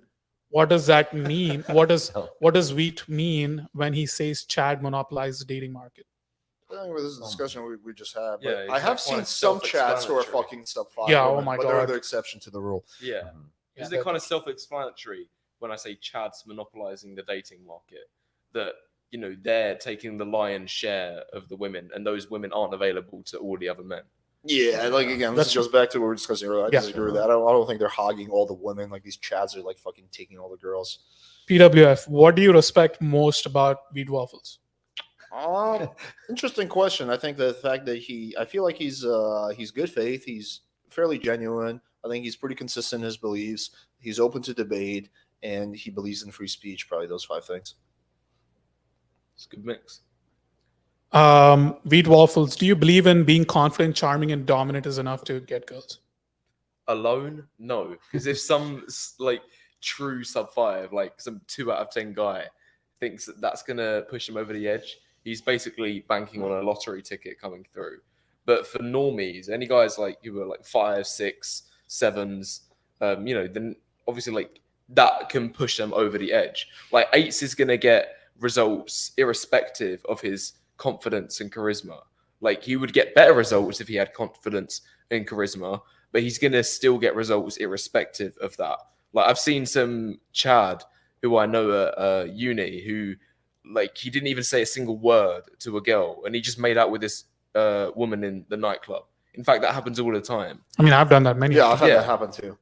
I've Yeah, done that's that got- many times. That's got nothing to do with game because you've not even said anything. Like obviously, body language might be a Yeah, sometimes the and right place, Body right language, time, eye right? contact, and then like you give proximity, and then you see how the girl is reacting, and then you see how she's reacting to the touch, and then you go from there. Like, and then you can like disqualify the kissing, and then she's gonna want it, and then you can just go for it. Oh, I've okay, done wait, that no, I many remember times. what was unique about this situation. So the girl literally like pulled him, Mhm. like turned him and got him in for the kiss. So like Yeah. she actually Sharp. did that to him. Like he didn't read any signals, he didn't Mm. display any body language or anything. Like, and this guy was a Chad. Yeah, I think it's That's- more likely to happen chats, but I Yeah, think it can just happen to a lot of more likely guys. for chats. Yeah. But yeah, it's more likely to happen to a chat for sure. I don't think any girl has ever pulled me in for the kiss. I've spoke to Yeah, the yeah, girl, yeah. and then like that Okay, kiss yeah. happened. Yeah. I remember one time recently, I was like walking. Well, no, it wasn't that recently. It was like a year and a half ago. I was walking down the street and like I made eye contact with a girl. We didn't speak a single word. We just started making out, and then like I got her WhatsApp, and then just she didn't even speak any English. She was just like a Colombian chick, and then like using Google Translate, met up with her, banged her. Yeah, it was like ultra easy, like zero speaking involved. But that was like more like right place, right time. Yeah, I agree that like that doesn't involve much game. Does Wheat Waffles see himself marrying this lady? I'm on the fence of marriage at the moment. I haven't done enough research about it. I know there's a lot of people in the manosphere community that are skeptical about marriage, and there's a lot of cons associated with it. But I There's a haven't done lot the of full risk, extent. a lot of risk Yeah, a lot of involved. risk, especially financial risk. But I haven't done the Yes. full extent of research yet to know whether it's a feasible option or not. So I'll have to just research more. Well, and he's extremely young. So Yeah. you need to. He's That's true. Let's do one last question. Let's end it off on a good question. Okay. Okay, Wheat Waffles. If Black Pill is real, how is Fresh and Fit able to reach 1 million and the popularity of Andrew Tate? I mean, I think that. What does that mean? Yeah. Like, how Yeah, is clout? Yeah, I on- don't think it's. Yeah. How does clout on Yeah, I don't YouTube think it's, have anything to do? Well, obviously it's related, going to yeah. be somewhat related to looks, but That's true. Yeah. it's mostly related to like your content. Yeah, I agree with you on that. I think that's like there's no like correlation there. Just because someone has more subs doesn't mean they're more likely to be correct. I hate when people use that argument with me. Well, bro, like if you were right, why don't you have more subs than Fresh and Fit? I'm like, dude, like this is so cringe. Like I don't think there's. Oh, any- sorry, I misinterpreted the question. I thought that he was saying about the I thought The he was. reach. I thought he was implying that Fresh and Fit were really unattractive. No, I think the point he's trying to make is okay. that About the Fresh and reach. Fit Yeah, are yeah, I red understand pill, the question, and they yeah. have a lot of subs. A lot of people, Okay. yeah, like it's like why if Black Pill is true, why don't you have more subs than Fresh and Fit? Oh yeah. I think it's a really I cringy understand. argument, but Yeah. yeah. It's, I mean, it's just Yeah. YouTube algorithm. That's it. Well, if you want to go that way, the biggest channels I've actually found the blue pill channels. Like you got like Jubilee, Fucking, you just got like 10 million subscribers. Fucking Oprah. Yeah. Yeah, exactly. Or even H3 podcast. Like, Yeah. Mhm. It's what people want to hear rather than what people don't want to hear. Yeah, and what people what don't want to reality hear is. black pill a lot of the time. Yeah, yeah. Black Pill is not that sexy. Neither is Pickup, for that matter. Mm. Blue Pill is like the sexiest one for sure. Yeah. Red Pill would be second because Second. Red Yeah. pill feeds into people's anger and guys who bitterness. Yeah. yeah. Well, red pill is basically like, hey man, if you get your like fucking, if you gym max and you get your money in order, you can do pretty well. It's like, I think that's like, oh, that's achievable. I can get my finances in order. Versus, I think Black Pill and Pickup is like probably a tougher reality. It's Okay, that's what Red Pill brands itself as it wanting to be, but why is like 90% of their videos just bashing women?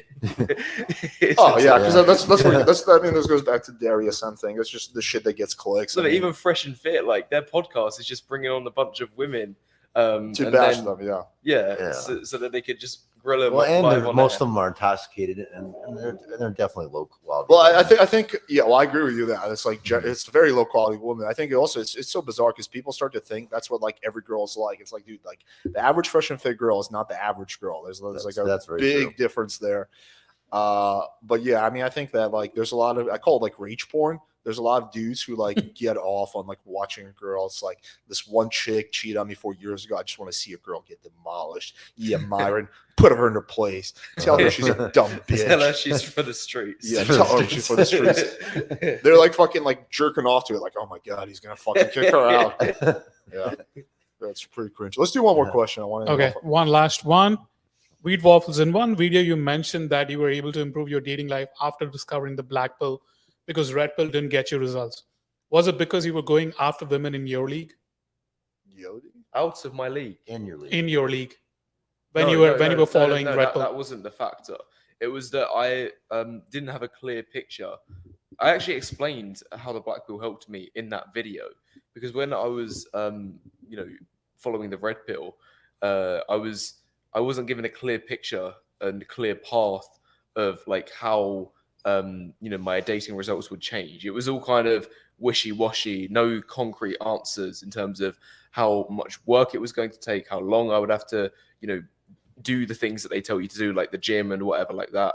And they didn't even.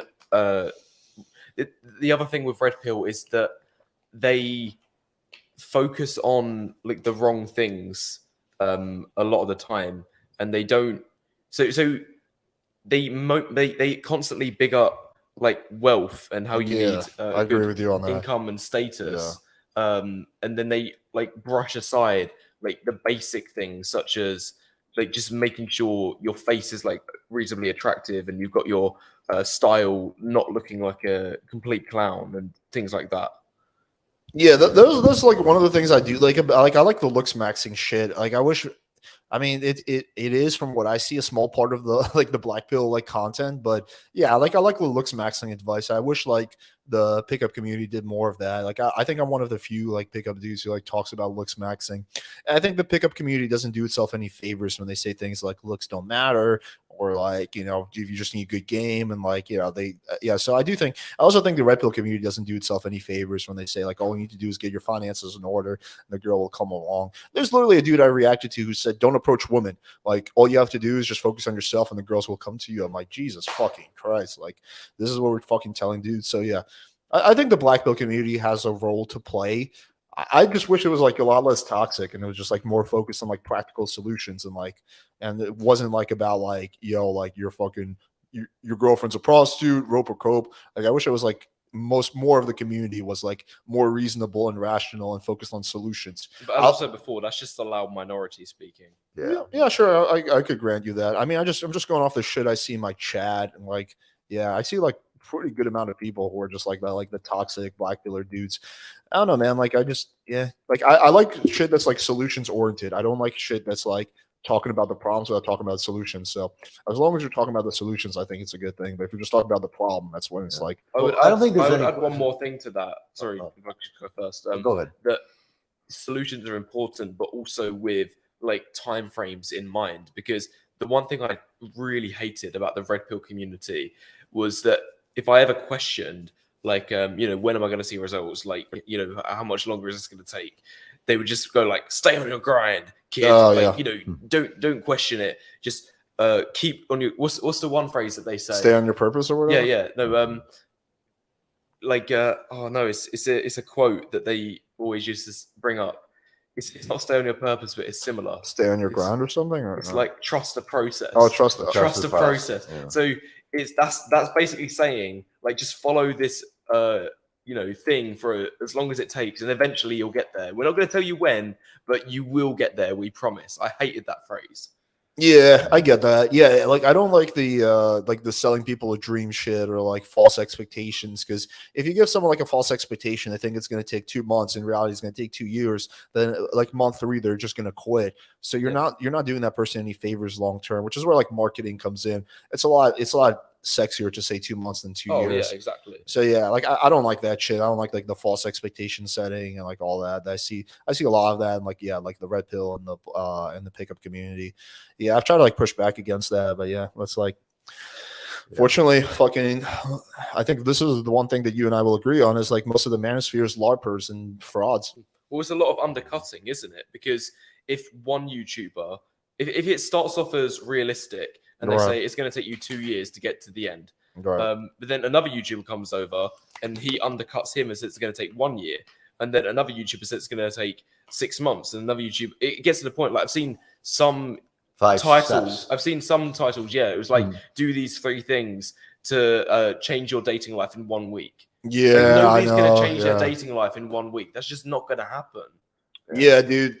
But that's what gets clicks, because people Yeah. see that, and people are stupid on YouTube. They see a title that's too good to be true, and then they click on it anyway because they're hopeful. Yeah. So you're right about that. I was going to ask Alex about this because the way I look at it, and I don't know the numbers, you probably do, is that essentially right now, Waffles is kind of the spokesperson for the black pill because of the fact of how many. Yeah, pretty much. subscribers you I have. agree with that. And so, like, what's the compared to your following? What's the closest to you? It's because like that guy Tails has Well, like Darius 7,000. Well, Darius M, I think, has Waffles beat, but he's MGTOW though. Yeah, but he's I don't know. He says some things that are like black pill, but he is more MGTOW than red pill, I would say. Yeah. But there's no one even close to you right now. Like Yeah. that Tails guy is like 7K subs, and versus 120, and so it's something that I think that honestly you're the spokesperson right now for the black. Well, pill Men's community. Maxing is up and coming. Yeah, I'm I'm actually having him on for a podcast. Oh, really? Yeah, he's I up would and say coming. he's more like hopeful black pill. Like, Yeah, he's even I like more that dude. optimistic than Yeah, me. I like that dude. Although I think he's lying about not being on steroids, but No, I think he's natural. You I think he's so? natural. Yeah. Oh, dude. Actually, I don't know. that's- I Have you agree seen with his you. transformation? He uploaded that video. 8 years it took him to get to that point. So I don't think he's. He might be a lying about genetic it. freak. I don't know. I don't know for a fact he's on How can steroids. you I say bet he- genetic I bet freak? he's It at took him least- 8 years of hard work. Bro, because like, dude, like a lot of most people, even with a lot of work, can't achieve that kind of body. Dude, I'm on testosterone. I don't even look as good as him, and I've been lifting for 5 years. Right, he was doing 8 years during the puberty years, because I think he started when he was 15. So the gains is already like 3x the fact that you start at that age as compared when you started probably at like your mid-20s. So I think it's realistic. It's possible. I won't dismiss that possibility. I'm just saying that a small percentage of people can get to that level of fitness naturally, regardless of work. 100%. Like we are limited. Like even like all the bodybuilders. Well, that's black pill. It's genetic determinism. So essentially, it's saying, okay, like we all have a ceiling. Right, but sure, I've acknowledged that. But like even with like using him, like I don't think there's anything wrong with a guy doing steroids if he's not competing. Like like if you're like fucking you don't want to do that shit, then fucking do that shit. I don't know. So I don't see there's anything wrong with certain types of compensation. To give yourself a competitive advantage. Again, as long as you're not like a fucking competitor or something like that. But going back to the black pill thing, yeah, I do think you're probably. I can't think of anyone on top of my head who would be Face like, of LMS used to be massive, didn't he? He's gone. Yeah, he's gone now. what happened to him? I don't know, he just disappeared off the face of the earth. Like he was uploading consistently, but then all of a sudden, like he just didn't upload anymore. The Matrix got him. Yeah. No, he's still like Yeah. alive. But I guess my whole point to this is that the loud minority that you were speaking about, I think that's true because we're talking about a small group of people where I think you're honestly the spokesperson for the black pill at this moment, and you're reasonable. Because for example, a lot of people say that there's no like solutions when it comes to, even I think you alluded to that, Alex. But no, I think there he are has solutions. a whole video on solutions. Yeah, no. I think there are solutions. I'm saying I wish the community was even more solutions oriented.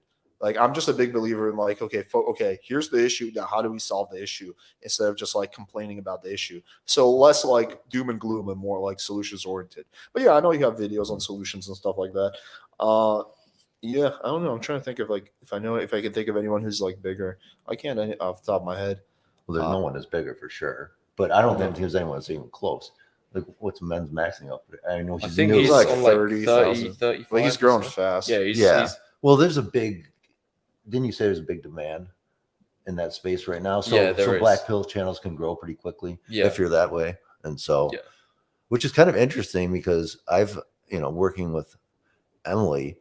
I've been, when we've spoken about these situations, we're talking about someone who was completely blue pilled, who's starting to turn now because she's starting to see what the reality is when she starts seeing the data. Yeah. So. Yeah, I mean, I think the black pill community has some points. Like I agree, I think looks matter. Yeah, I think there's some points the black pill community makes, some points the red pill community makes that I agree with, some points that the pickup community makes, which is why I don't particularly like to identify with the community. But if I had to pick one, I'd probably be closest to pickup. But yeah, there's like there's some cringy black pill like fucking content creators, some like really cringy pickup content creators who say things like looks don't matter at all. It's like matter 0%. Like anyone, if you just get good game, anyone can like get like a fucking threesome and shit like that, which is pretty cringy. I still got to get over the fact that you keep calling the pickup community separate from red pill because I've always just called it red pill. They are different. They just have different beliefs. Like there's overlap for sure, but the pickup community like really just believes that game is like the most important thing versus the red pill community wouldn't say game is the most important thing. They would say that like status and wealth. Yeah, status and wealth. Gym. Yeah, they just the reality is I don't think that most women like really care as far as muscles, for example. Do you know what I mean? As long as you're fit and you have low body fat percentage and you're not a twig and skinny, I don't think muscle matters that much. I think, especially if you're short, I think it works against you. I think you'll meet her barrier to entry. Sure, if you're just like relatively fit, but I think having big muscles is definitely an advantage. Oh, I disagree. If you have like Brad Pitt physique, like when he was in Fight Club, he wasn't exactly jacked, but he was lean. He had some muscle. And, women really like that physique. Yeah. Well, that's like a top 1% physique. Yeah, no, but he's not some jacked guy. He was just like average muscle. But he had a six pack, bro. Yeah, he was really lean. Like he was probably 10%, maybe 9% body fat for that movie. And very few guys have that body fat percentage. But he wasn't jacked, was he? Right, but that's kind of what I'm getting at. Is like if you have a six pack, you have visible shoulders and delts. I'm not talking about the bodybuilder Arnold Schwarzenegger look. I am kind of talking, like Brad Pitt. I mean, Fight Club, he looked pretty good. I would say in Troy, he looked even better. But yeah, if you have like that type of physique, you don't have to be ultra jacked. But if you have like abs, you have shoulders, you have a back, I think that can give you definitely an advantage for sure. Yeah, I can say I think we're talking semantics because what I was referring to is the ultra jack guy. I think that he's not going to have it. Oh yeah, I don't think you have to be like ultra jacked. I think it's more about being lean and cut to a woman because most of the women I've spoken to are really not into that bodybuilding. Oh yeah, I agree with you on that. I think the ideal physique is like Daniel Craig from Casino Royale. He's okay. I think that's like ideal. I don't think like the bodybuilder like ultra. I think that actually is a turn off for a good amount of girls. So what would you say the difference between Brad Pitt's physique and men's maxing physique? Because I would say men's maxing obviously has more muscle. They're probably the same body fat percentage. How much, if any, of a advantage was men's maxing physique? Well, he's older now, but he was. No, I'm talking about complete when he Chad. was, in his prime. Like, Yeah, I'm, well, he I'm would just mug going based on anybody. physique. That's Well, what first of all, I don't know if Brad Pitt was natural. I have no way of knowing that. I know a lot of celebrities do take like various compounds to get for roles. Brad Pitt is like a genetic marvel. I mean, he's like, dude, like he's fucking Brad Pitt. Like he's top 1% of genetics. I was Yeah. talking just about physique. Yeah. Yeah, well, I would think that most women would go for the Brad Pitt physique over the men's maxing physique. Why? Men's Because- maxing could be the top 1% of genetics. I don't know that. No, I'm just talking about his. I'm just look. saying- I'm saying most women would say it's too much. I associate I don't think that so. with like. Well, I associate that with like a woman who has a BBL and stuff like that. It's just like too much. Like most guys want a woman who's got a nice round ass, but they don't want a woman with a gigantic fake looking ass. No, Right. I mean, I think men's maxing is like the ideal physique. I think he's nailed it. Like any bigger would be too much, but I think I don't think he's like too big. Oh, I'm not saying, I'm not. He's a good looking guy. There's no doubt about that, and I'm sure he has a. I'm just saying, like, if a normie or a sub 5 guy got to his physique, I don't think it's really going to help them any. Versus just being lean. If you're a normie guy and you're lean and you have some vascularity and that type of thing, Well, but you don't have a lot of muscle. I'm telling you, most women will not care that much. Well, I think you get diminishing returns. Yeah, sure, you get diminishing returns, but I do think like when he fucking posts an Instagram story shirtless, that he gets a whole bunch of girls who send him dream emojis. I know, like I'm nowhere close to men's maxing, and when I've like put shirtless photos, like I have gotten girls like, oh my god, like I love your abs and shit like that. So yeah, I've just seen like too much evidence of like physique playing a role. But yeah, I agree. You get diminishing returns the higher up you go. Oh yeah, yeah, I definitely agree with the diminishing yeah, returns thing. for sure. Yeah. Yeah, that's kind of all I was saying. All right, fair enough. But yeah, you guys want to plug your channels, respective channels, before we wrap up? I think everyone already, most of your audience is probably already familiar with mine, but Wheat Waffles on YouTube. Yeah, and I just started 2 months ago. My channel is called the Emily and Todd Podcast on YouTube. Cool. I think this was a fun debate podcast. Any closing thoughts before we wrap up? Good podcast. Yeah. Well, I just want to thank you, Alex, for having us on. Yeah. And it was really fun. And I really like you. You're a great guy. And Thanks, man. You're really smart. And I like your debate style. You Cool. know, and that's something that you don't see a lot of as far as in this kind of manosphere where people can have intelligent discussions without getting angry and I know. yelling and so on and so forth. And you have the ability to do that. And of course, Wheat does as well. So, and it was an honor to be on with you guys. Well, apart from that one time when I was on the first debate with you and you lost your cool at the end when you Oh no, dude. Okay, I gotta disagree with you on that. I feel like I was more than fair because you were like literally saying, bro, you can't make like closing statements and like you were like on my podcast because we said closing statements. So you gave some 5-minute analogy that was hardly even relevant, and then I said that was a bit of a longer of a closing statement. And then did you lose your cool? Yes or no? I don't think I lost my cool. I think you was like, it's my fucking channel, man. No, I never cursed at you. I never yelled at you. I just expressed how I felt like you were crossing the line. Okay, first of all, you got to keep in mind that I didn't even know you were going to be there. Like, it was supposed to be a debate with Looks for L, and then he drags on a person Face an LMS. or face an LMS. Face an LMS. He didn't tell me he was going to bring another person on. So I was like, what the fuck? Like, this is a 2-for-1. So I was already like kind of taken aback by him. I had no idea who you were at the time, by the way. So I was like, what the fuck? Like, we're just going to like, this is like not common courtesy. And then like, there's this fucking British dude who's like kind of telling me what I can and can't do on my podcast. I was like, all right, fuck this shit. Alex, he's baiting you. He's baiting you. Don't. I was like, fuck this shit. Jesus fucking Christ. I don't know. But anyway, cool. Yeah, I appreciate you guys coming. I think it was a good discussion. I think we got a lot of good stuff covered. Make sure you guys tune in for our speed dating stream tomorrow. It's going to be a good one. And until next time.